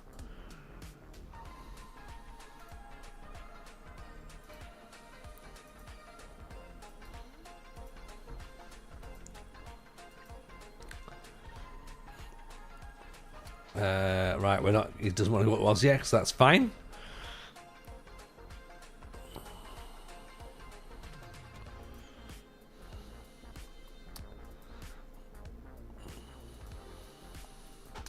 Right, so we can't get Gerard. I saw Gordon Ramsay make rice pudding, added Baileys in it. I love Baileys. I'll fight anyone who puts Baileys in rice pudding. I can see why it's there. I can see why it's there. There's Aldi do chocolate rice puddings, and again, I'm not one for putting flavours into rice puddings, but they're quite nice actually.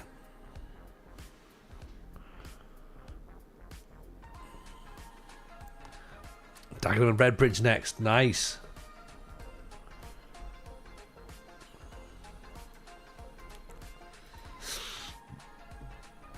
You're certainly putting the miles in, aren't you? Just want to spend the points. We need to find something to spend the points on. Let's think about some stuff, because we've obviously got a new game coming up shortly, haven't we? We maybe need to start adding things in, don't we?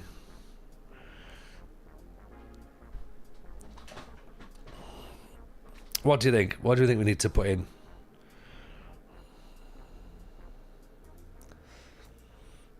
Stickers? Stickers? We could do stickers. Improv for 2 minutes. I mean, we could do that. I feel as though that's most of the stream anyway. Actually, I'll tell you what. Here's a one. For 40,000 channel points, we could make me just play Football Manager. So it would need to be quite a sizable amount of channel points to get me to just play Football Manager. And actually focus on what I'm doing rather than, like, you know, dick about like I normally do. Rich Owen impressions for 5 minutes. Ooh. That'll be tough. I can afford to redeem 10 times. That's nearly a full stream. Why would you do such a horrible thing? Turning a ban for repeating what someone said. Christ knows what would happen if you did improv. I mean, I've tried. I've tried. Spin a forfeit wheel. No. No. Spotted dick rating. Yeah. Yeah. I just look at some cocks on the... Oh, wait, no. The dessert, obviously. Banner player, injury player. No, that's all shite. That's all shite. We're not doing that. Talk about modern football positively for 30 seconds at 100,000 points. I like some of the kits. The food options are certainly improving. Do you know what I like? Kickoffs at 7 o'clock on a Sunday evening. That really is good. I like the fact that VAR gets the right answer every single time. I do like that. That is a good thing for football, and I'm glad they've brought that in. Yeah.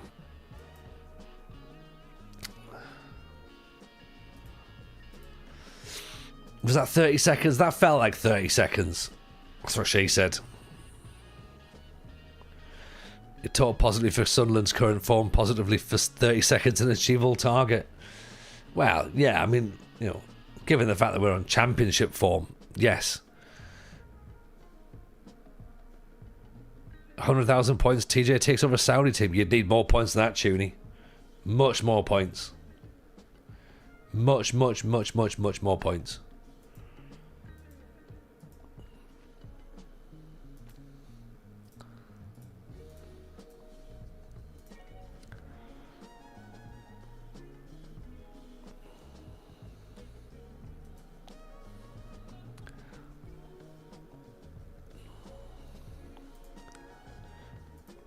Like, you'd need over 100,000 points and then some to even make me consider managing Liverpool, never mind the Saudi team.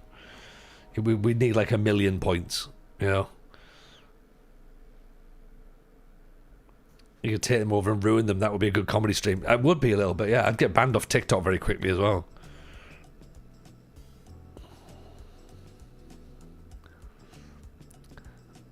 Looks like the oil state is coming to FM26. Probably. We pool points. No, Arsenal. No. All points are for their own individual person and cannot be collectively pooled. There is no sharing of points to be had. And they are redeemable to the price of 1/1,000,000th of a penny. So that should probably should hopefully put you all off a little bit. I've still got my football game cards. Yes, I have. Somewhere.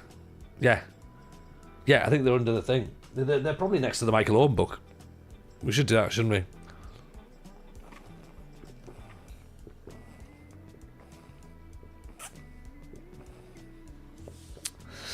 What is the cash value of a Jameson book? A Jameson book is the equivalent of one Shroot book. Yeah, so it's a reasonable exchange rate at the moment. Same as royalties on Spotify. Yeah, I've got to give you money, basically. So I don't see any of it. I've got to give it back to someone else. Redeem 75,000 channel points. Tony signs only Saudi staff. Ooh. I mean, nobody with any good at heading, clearly. But yes, of course, do remember, don't bum cats.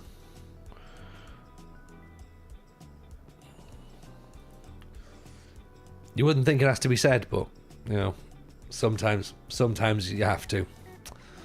Got to be pleased with my window. It's lovely, isn't it? It's a beautiful window. It's definitely 2 panes of glass in it. The ledging is fine. And it's set within a UPVC frame. So yes, window is nice. Very, very transparent. I was gonna get an opaque window, but yeah, I went for a see-through one. Figured they're very in a minute. 100,000 channel points accent generator. I'll do that for 10,000 channel points. But I probably shouldn't.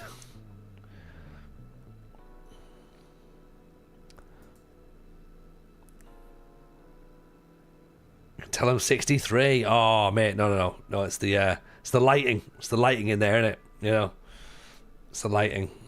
63. A 63-year-old can't work a computer. I'm only 45. Can you believe it? Moisturize. Your house has aluminium frames on the bifold doors. Ooh, look at that. Fancy.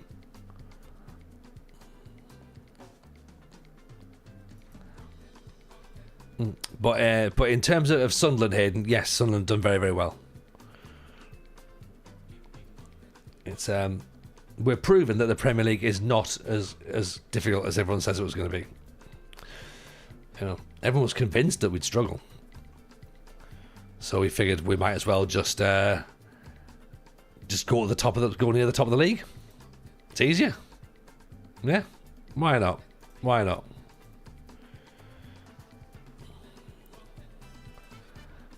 I hate the moving house process as an owner, as does my bank balance. Oh yeah. Housing is crap. Sun Liverpool title race. No, not at all. Liverpool will be out of the title race before we get there. And plus, we've not spent £500 million on our team, so you know we are the outsiders at this point.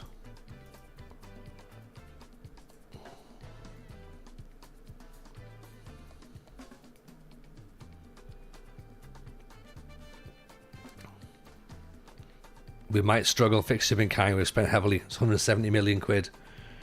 Oh yeah. But we're already 6 points better off than we thought we'd be.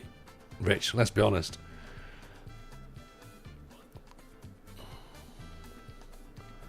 You know, if someone had offered us 6 points by Christmas, I'd have taken it.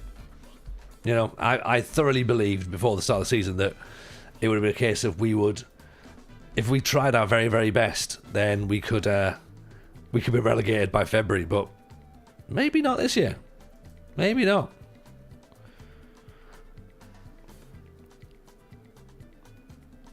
West Ham are crap though, that's the thing. Like, I'm surprised we didn't. Well, I'm not surprised we lost against Burnley, to be honest. Brentford, I am not surprised we beat, but I'm glad the way we did win, managing to come from a goal behind and still win. West Ham, I'm not surprised we beat, but I can't see us beating Crystal Palace. I think we'll lose that. I think home games are going to be the key. You know, as long as we win our home games, we'll be fine. Home to Villa, not going to be easy. So, yeah, one game at a time. Let's just keep saying. Yeah, let's keep saying. Hate the Premier League for the amount of people who have opinions. 1 minute you're told there's no easy games in the Premier League. Next, you've only beaten West Ham and Brentford, though. Yeah, because everyone's a wanker when it comes to the Premier League, aren't they, 33? That's the problem. You know? And you're right, like they all want you to respect the Premier League until, as you say, you then do something and they're like, oh yeah, but you've only beaten them. Yeah. Yeah, and Alan Shearer refuses to say anything, which is amazing. So funny.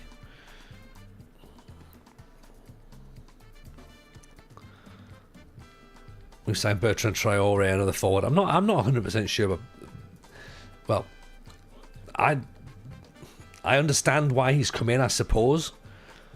He's not a player I would have expected us to sign, but then again, not many of the players we've signed are players I would have expected us to sign. Partly because some of them I've not even heard of. So they've just come out of the blue, which is brilliant. But we'll be fine. We'll be fine. 2,000 channel points changes a bit from real football. Yeah, that's got to be... I think that's a decent one. Keep that quite low. Yeah.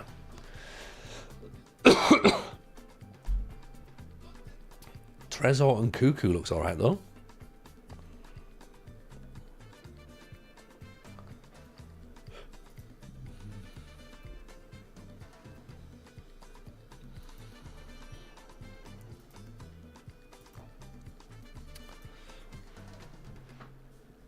I think we probably need... What do we need? We need a centre-back, don't we? A goalkeeper, really.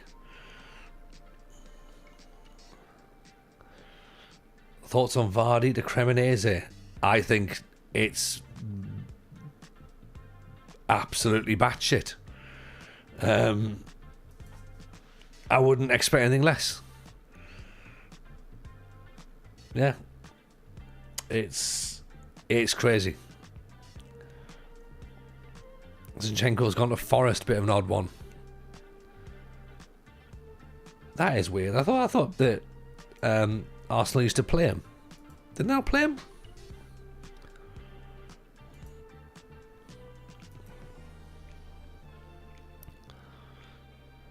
He'll be quick for Serie A standards. No, he won't. He's 42, isn't he? I know he's not 42, but he's like 38 or something. You know, not all Serie A, and this is obviously one of those things where everyone loves to just say stuff, you know. It's not the slowest league in the world.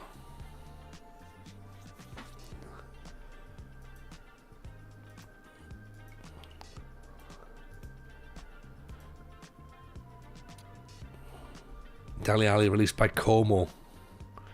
Palace away will lose. Fancy Villa at home. December fixtures look like hell.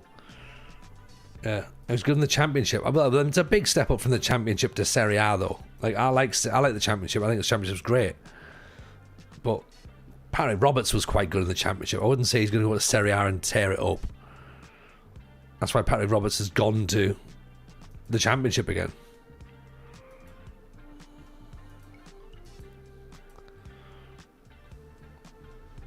Arsenal have gone at least 2 hours without signing a centre-back. Well, they need to sign centre-back, so that's the thing. They've had many, many years where they haven't. Ten Hag, Mourinho and Solskjaer all sacked in the same week is pretty funny. It is. It is.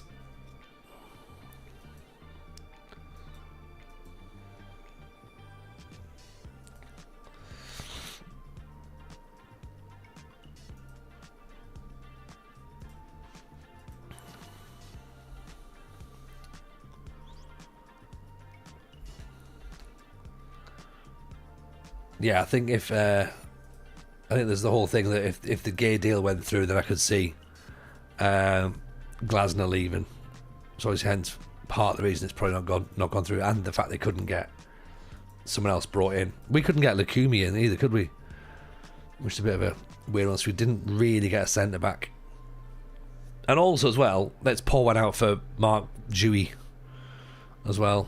The greatest loan signing in the history of Sunderland Football Club. Yeah.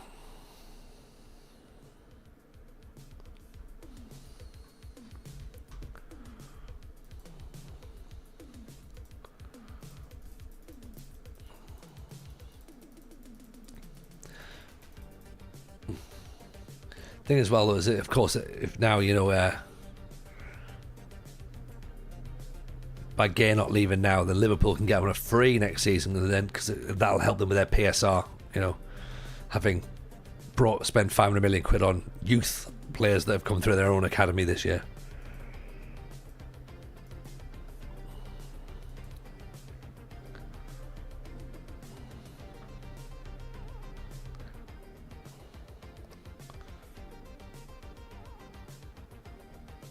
Andy was also in that homophobia controversy, wasn't he? So,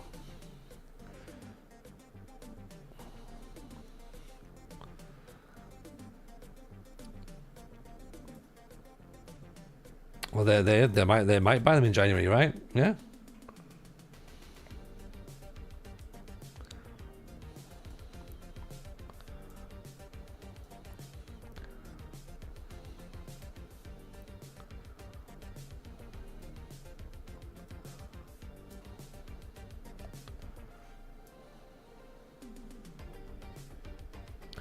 Done well to make the Coutinho money stretch this far. Yeah, 1.5 billion I think they worked it out to.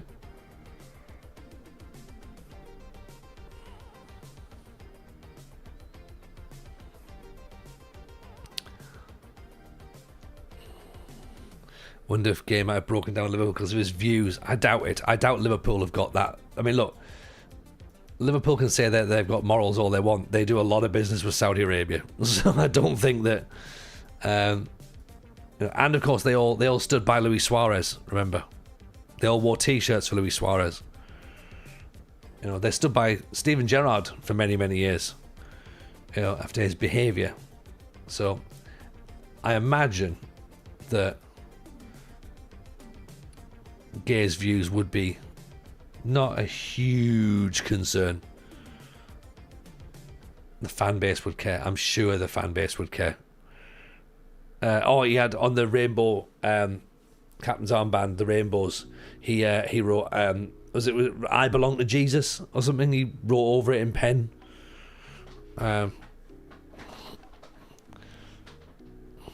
Yeah, he's one of those. So.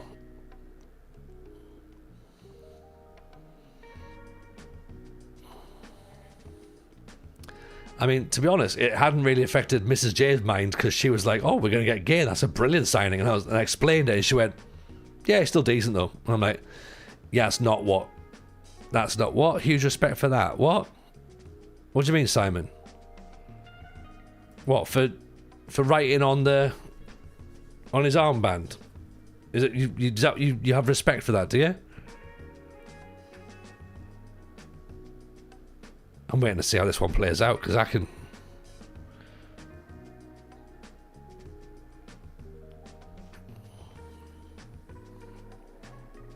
I wonder if someone's going to pop their head up above the parapet, say something silly, and then be like, "Oh, I've just outed myself as a bigot." Yeah.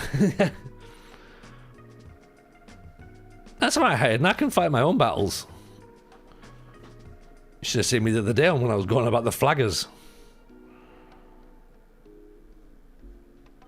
I do. It's controversial against his belief. Okay, and goodbye. Right. Yeah. Do we do the countdown? There, he's gone. He's gone. Yeah. Cool. There we go. That was easy enough, wasn't it?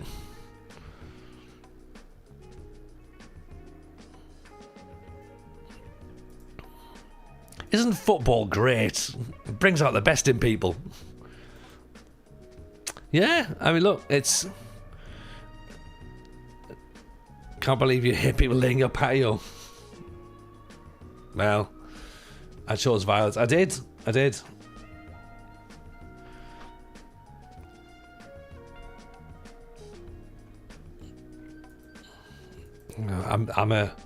Unfortunately, I'm one of those stern streamers where if you come in and you express views like that, then you might as well go and watch someone else.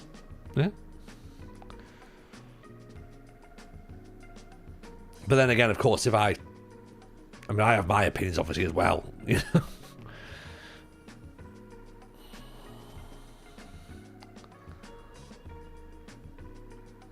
Penalty. Second yellow card really lets his loons play out. Sometimes I do, but it depends on whether I've got the patience for it.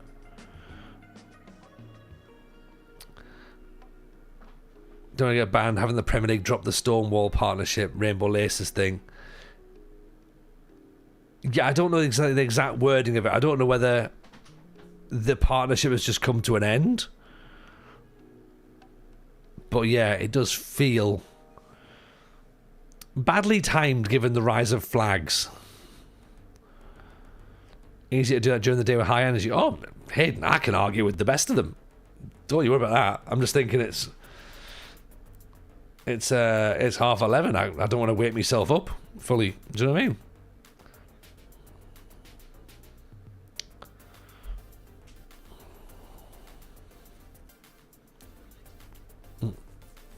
Yeah, I'm with you on this one, Rich. That's not exactly a message of inclusivity, is it?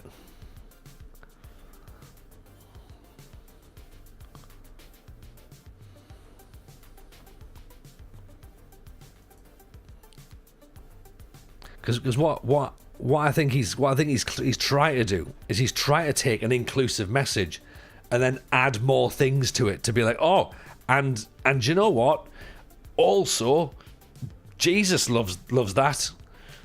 And that's, do you know what? No, it's not it, is it?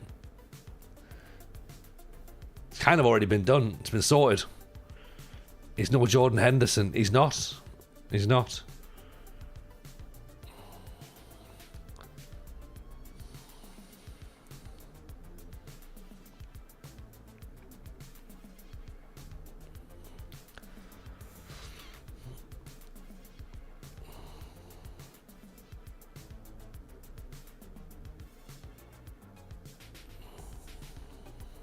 You live the savior of Saudi Arabia alone, yeah. Mr. Morals 2025, 2024, whenever he went.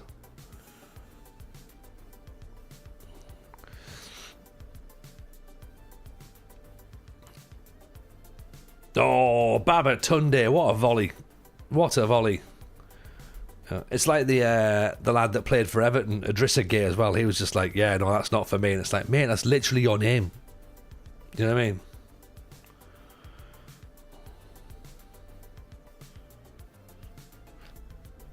It's you're a sinner's narrative, which is not very Christian, at least not for the Christians I know.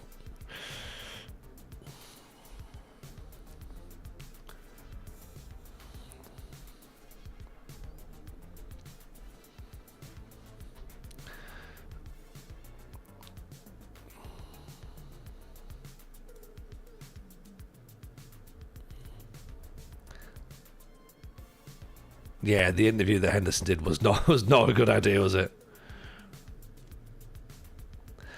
So the interview that Henderson did about going to Saudi Arabia felt very much like, you know, when like the nonces get caught by nonce hunters and they're just like, right, you're here to meet a 12-year-old. Why are you here? Just seeing if they're all right. Like that feels very much like Henderson going to Saudi Arabia going, I'm just going to tell them about equal rights. Are you, Jordan?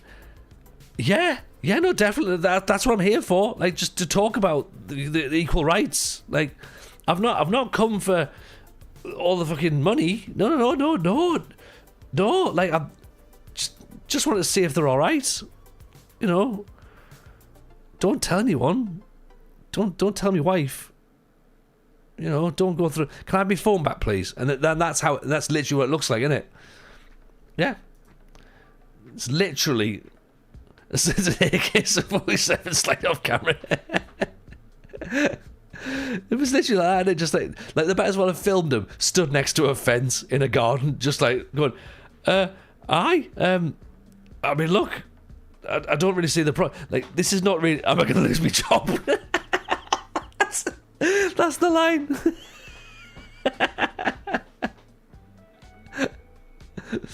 Oh, I'm glad he didn't come back as well. Yeah, I'm glad, because then we'd have had to have like sort of booed him.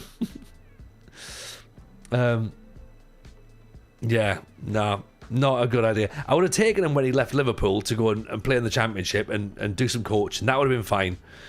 But yeah, when it was talk about coming back this summer, I was like, nah, do you know what? We've got better players. We've got better players now and better people coming in. Cue at least 3 of our players coming out as homophobes, surely. He could also have been the return of the king at Sunderland. He could have been. But not now. Not now. Henderson or Xhaka. And that's the thing. When you've got Xhaka, you don't need Henderson.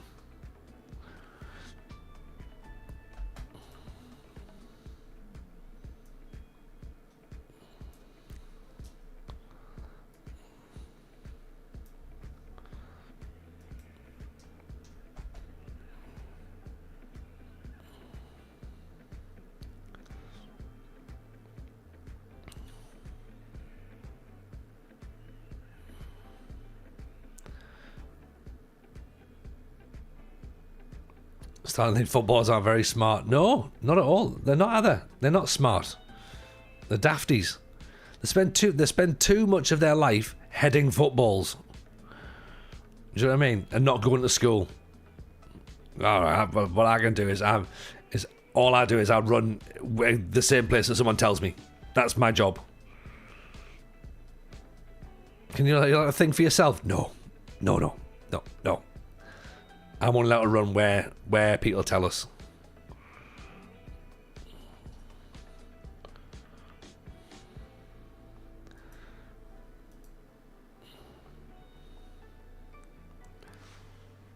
There's 4.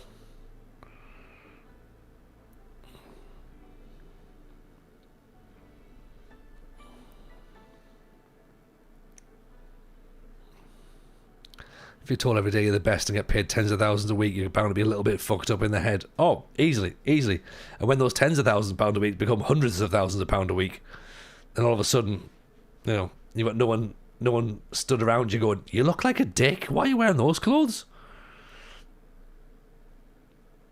You don't need another Tiger. Stop spending money on shite.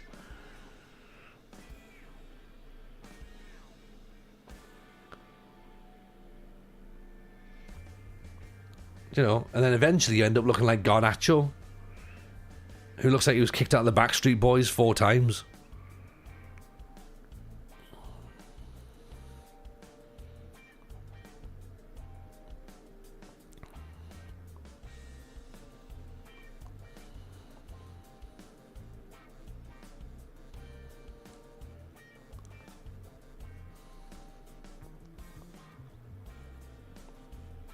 So it's about to do a long stint in rehab. Yeah, absolutely. Like it's not going to become a massive surprise when he gets a drug ban, is it? Jadon Sancho to Villa feels like he'll work out. Jadon Sancho to Villa feels like the last move of a very desperate man. Rashford to Villa didn't work out. I can't see Sancho to Villa working out. Victor Lindelof feels like a really strange signing. James Milner is living proof you can be level-headed and a footballer. Alright, so that's 1 out of all of footballers.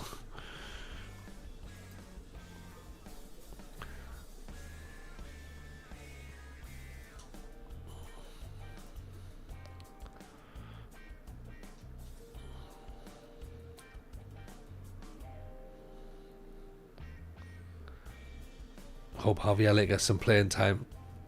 I imagine he will do. Who did they have to sell? Ramsey, wasn't it?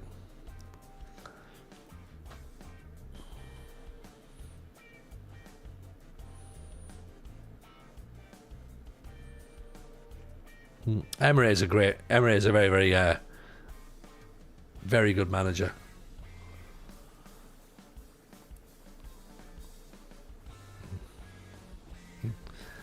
Let's see him go Palace or Sunderland or Brighton just to develop. Or for Harvey Elliott, yeah. Yeah, he seems like a decent enough player. I would have taken Jack Grealish at Sunderland, personally. I think that we would have absolutely loved Jack Grealish. You can see the Everton fans are loving him at the moment. We would have worshipped him. We would have fallen in love with that man. 80% of Sancho's wages is a lot, I think. Proves how much of a bald fraud Pep is. 100%. Like, look, Grealish at Villa was amazing. Like, genuinely looked like a great creative player. Used to get past players, whip crosses in, take shots. Brilliant. Went to Man City and just gets told what to do. This is why I don't believe that Foden's any good, because I've not seen him do anything good. But yeah, Grealish at Sunderland would have been like absolute box office. Double the assists he got last year already. Yeah, because he's allowed to cross the ball. He's allowed to actually try and attack. Grealish wants to be loved. Everton's the perfect place for him. Yeah, agreed. Well, he went from being the main man at Villa, didn't he, to just being another player at City.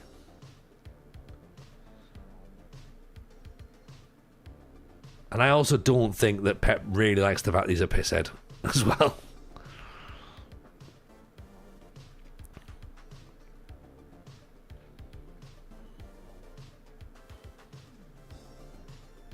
Pep ruined Grealish like Mourinho ruined Joe Cole. Yeah, that's it. Who's going to be left back at the World Cup?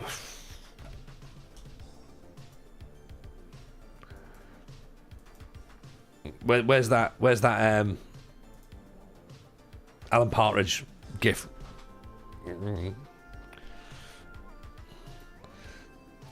Andy Robertson. We probably will still pick Andy Robertson, in fairness. It'll be him and Kieran Tierney, and neither will be fit. Yeah.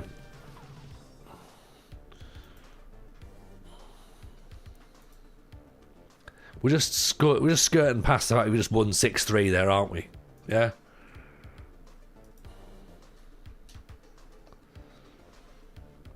We've got Valenciennes, then the Coupe de France 10th round, then Le Havre. This is when we joined, like a year ago now. Joe Cole now with Thrive back in 2005. It was all 4-3-3. I'm not looking at anything apart from the chat for the last 15 minutes. I'm sorry, Chris.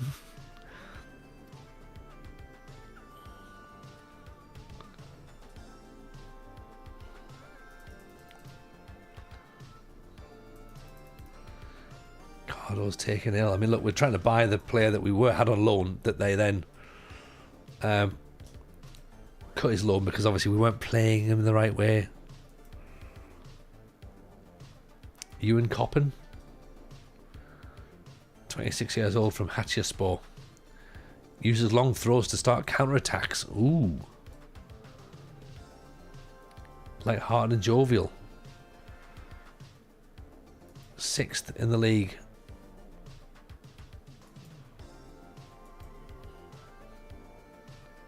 In the 2nd division of Turkey. Joe Cole would be at Real Madrid if he was around today. Joe Cole would have been at Real Madrid back in the day as well, to be honest. Joe Cole was good enough to do that. Like, you know, like, people forget just how good Steve McManaman was to get to Real Madrid. You know? Roger Bell. Is he still no loans? Is he out of contract then? No, apparently not. Found my favourite aerial views of a football stadium.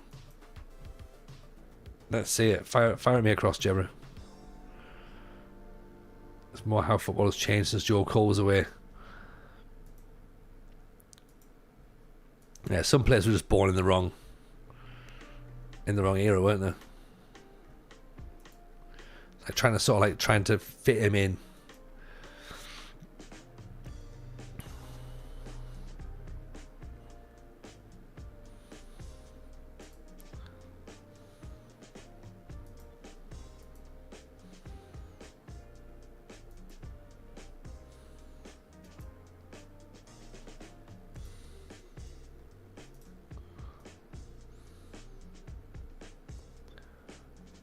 It's like no one realised just how good Michael Carrick was. Or footballers in the wrong era. There's a thing.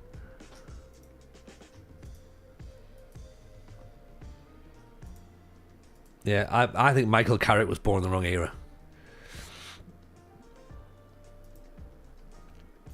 In fact, you know what? No, not Michael Carrick. Owen Hargreaves. You talk about underrated footballers. Owen Hargreaves. He didn't get the respect he deserved, I don't think.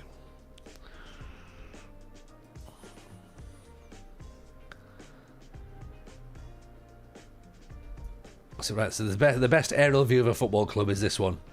Marine, next to Tim's School of Motoring. The Edinburgh, which presumably is a pub.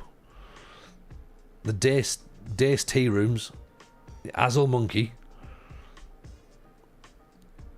There's no stands. Well, there's one stand, I suppose. Yeah.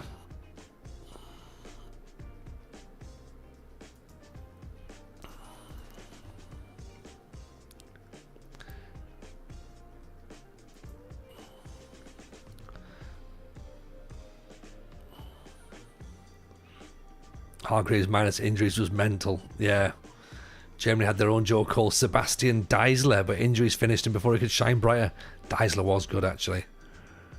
Not sure about era with Cole was his club at that time. He'd gone to Man U or Arsenal. At peak Wenger, he'd been able to express himself. Joe Cole did what some footballers shouldn't do and joined Liverpool. That was a problem. Because it didn't work out, did it? It was a stupid idea going to Liverpool.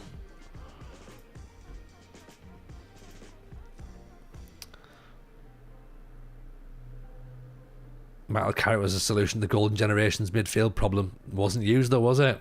Wasn't. Spurs playing there, the fancy camera facing people's gardens. I do remember that. David Bentley. No, he was just a right midfielder.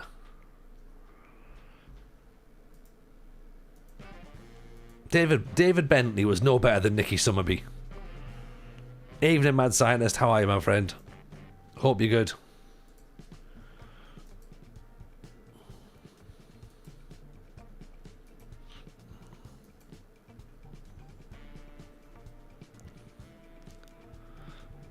He could put in a belter of a cross. Have you seen Nicky Summerby? Nicky Summerby did it consistently to Niall Quinn and to Kevin Phillips.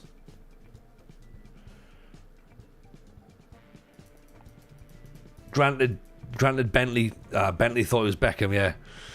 Bentley did score that one absolute banger against Arsenal, though. I will give you that.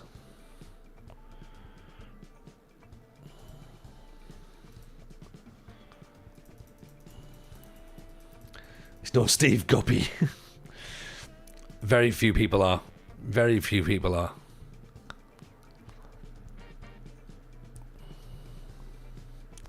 Adama Traore would have banged in the 90s.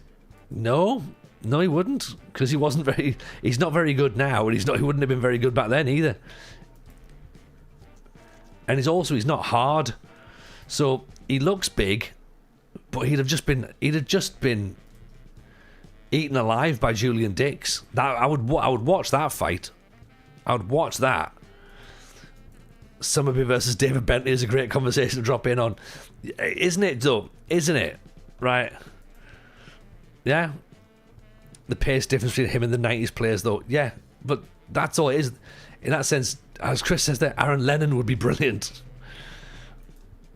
This is why people think that modern football's better. It's just faster. It's not any good. Modern football's not great. It's just faster.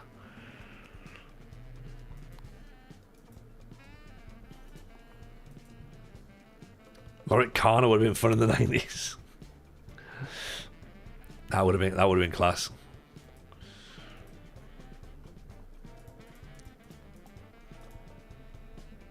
You know, Beckham would have been great in the 80s because it's just all just crossing. But you know, the question is, Mad Scientist with me all the way. Nicky Summerby for the win.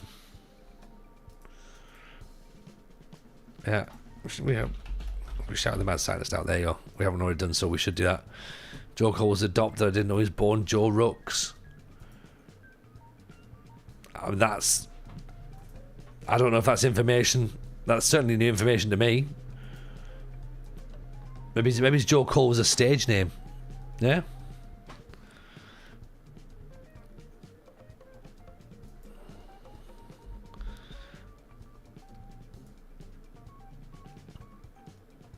I mean, Bergkamp would have fit in. Would have fit in perfectly in the modern day. Imagine Bergkamp now. Oh, so good. Be class. Somebody was brilliant. Reid fell out with him. He did with many players. The Peter Reid way, innit? Very Martin O'Neill as well, doing that, isn't it? Modern football has benefited massively from sports science. Yeah, and who brought that in? Sam Allardyce. Old crusty Sam Allardyce. Yeah. The man who apparently is a dinosaur. Andy Reid. Andy Reid was a fair sized player. There are players that fit in any era. Bergkamp, Bobby Charlton. Probably playing the Christian Eriksen role. Who would play in the Christian Eriksen role? Bergkamp. I think he played in the Bergkamp role.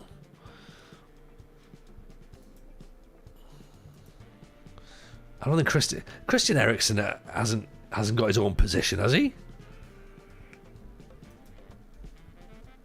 Mad scientist, you're Danish. Do people refer to the Christian Eriksen role? Or is it a Laudrup role?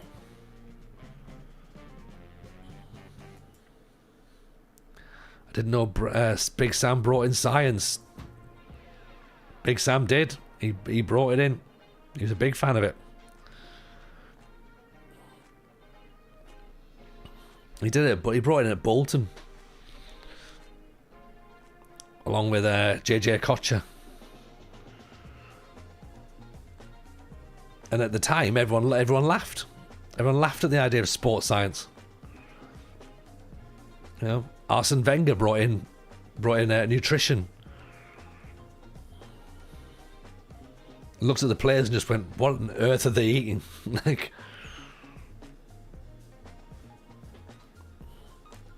and again, ridiculed for it at the time.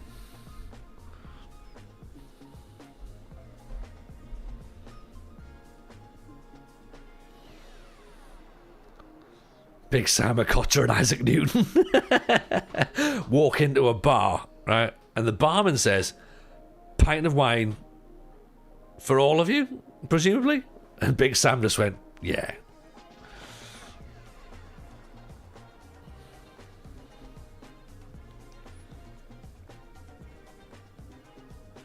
Arsene brought walking the ball into the net. Van Roman Riquelme was born in the wrong era. Oh, he was such a great player. Riquelme and Saviola as well.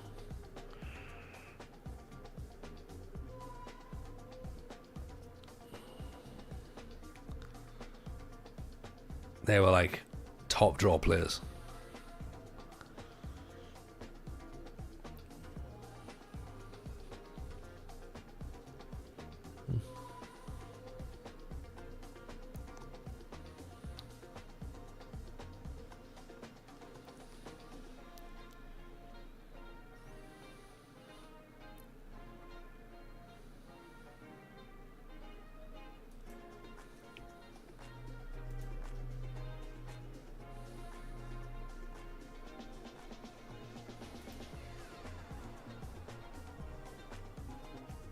Pablo Aimar. Veron was awesome.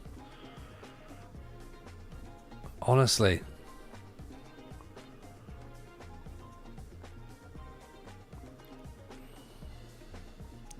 Isaac Newton goes, "Anything without apples, my good man." That's a class topper. Well played, Rougeau. That is wonderful.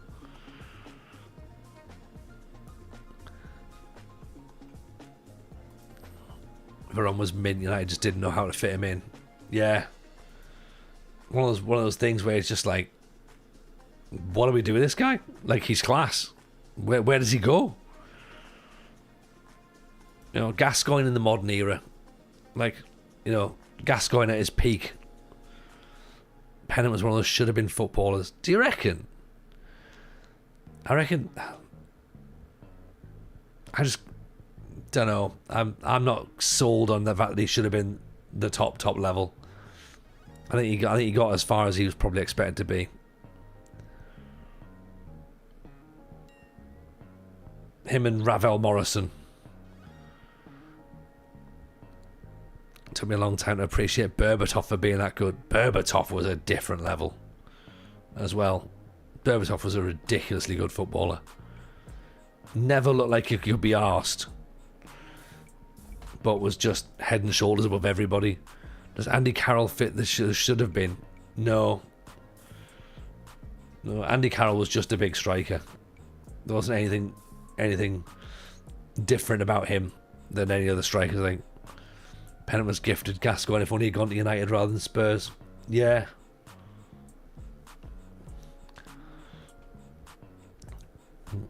Andy Carroll also by all accounts had when he was at Liverpool had his own solicitor that just looked after his problems.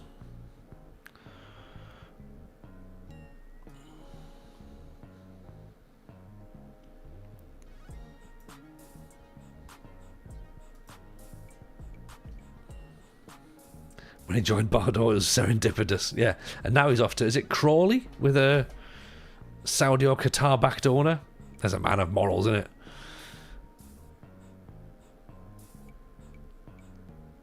Oh, Berbatov would smoke during matches. Dagenham, that's where he's at, yeah. Yeah, Berbatov just like did not look arsed at all. Go have a couple of tabs at half time and then be like, oh, fine, I'll go back out if I have to. Do I have to play the whole match? Oh yeah, alright, okay, fair enough then.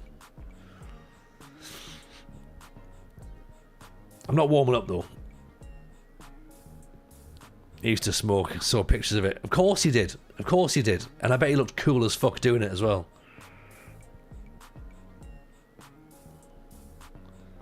Oh, what a lovely back heel that was. I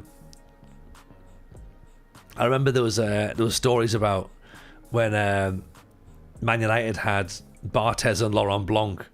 Apparently they used to like nip into the showers when Ferguson was telling people off. And then them two would have a cheeky tab and a glass of wine at half time. Like Ferguson was like bollocking everybody. Zidane smoked, yeah. I think Ginola probably as well. Star in the game, appreciate the follow. When you consider who's there with Tevez and Rooney running around like rats. Tevez was mint as well.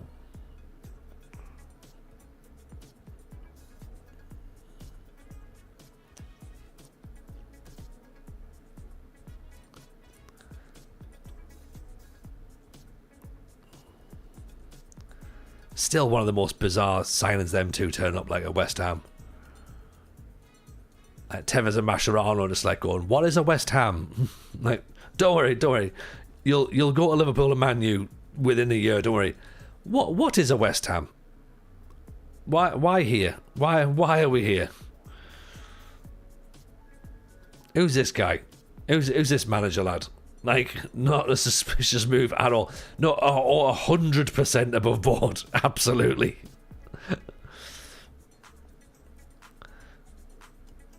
Berbatov didn't only smoke, but smoke without filters. Yeah. Riquelme would have thrived in a 4-2-3-1. I think so. Tevez scoring against the last day against United to keep West Ham up as well. Oh, yeah. Like, again, all absolutely fair and above board and nothing controversial at all. You know, Kia Jarabchin was the agent. Third party ownership. Good job. Third party ownership's gone these days, isn't it? Yeah. No such thing now as third party ownership. Blue core. Yeah.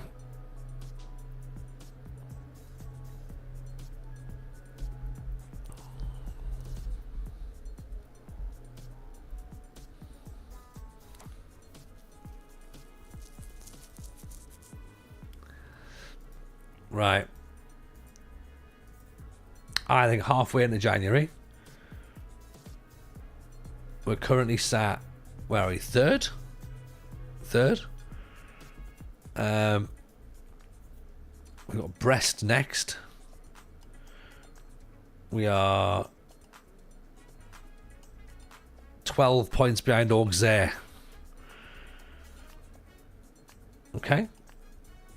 4 points behind Brest, which I think is the automatic promotion spot, if I'm right in thinking. Yeah. Top 2 go up. Second 3 go into the playoffs. So, we're getting there. We're getting there. It looks like it might be a thing. So, shall we move on? I think we might as well. Let's move on. We'll be back on Wednesday. We'll be back on. Because, no stream tomorrow night. I play football tomorrow night. And then it'll be back on Wednesday. So, let's see where we go, shall we? What's still around? Where have we not been?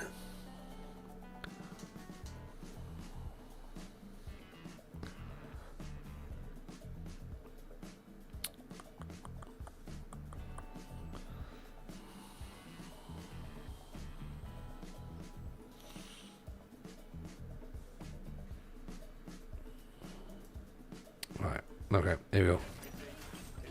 Let's go here. Right, we've never been there before, so let's see what happens, shall we? Right.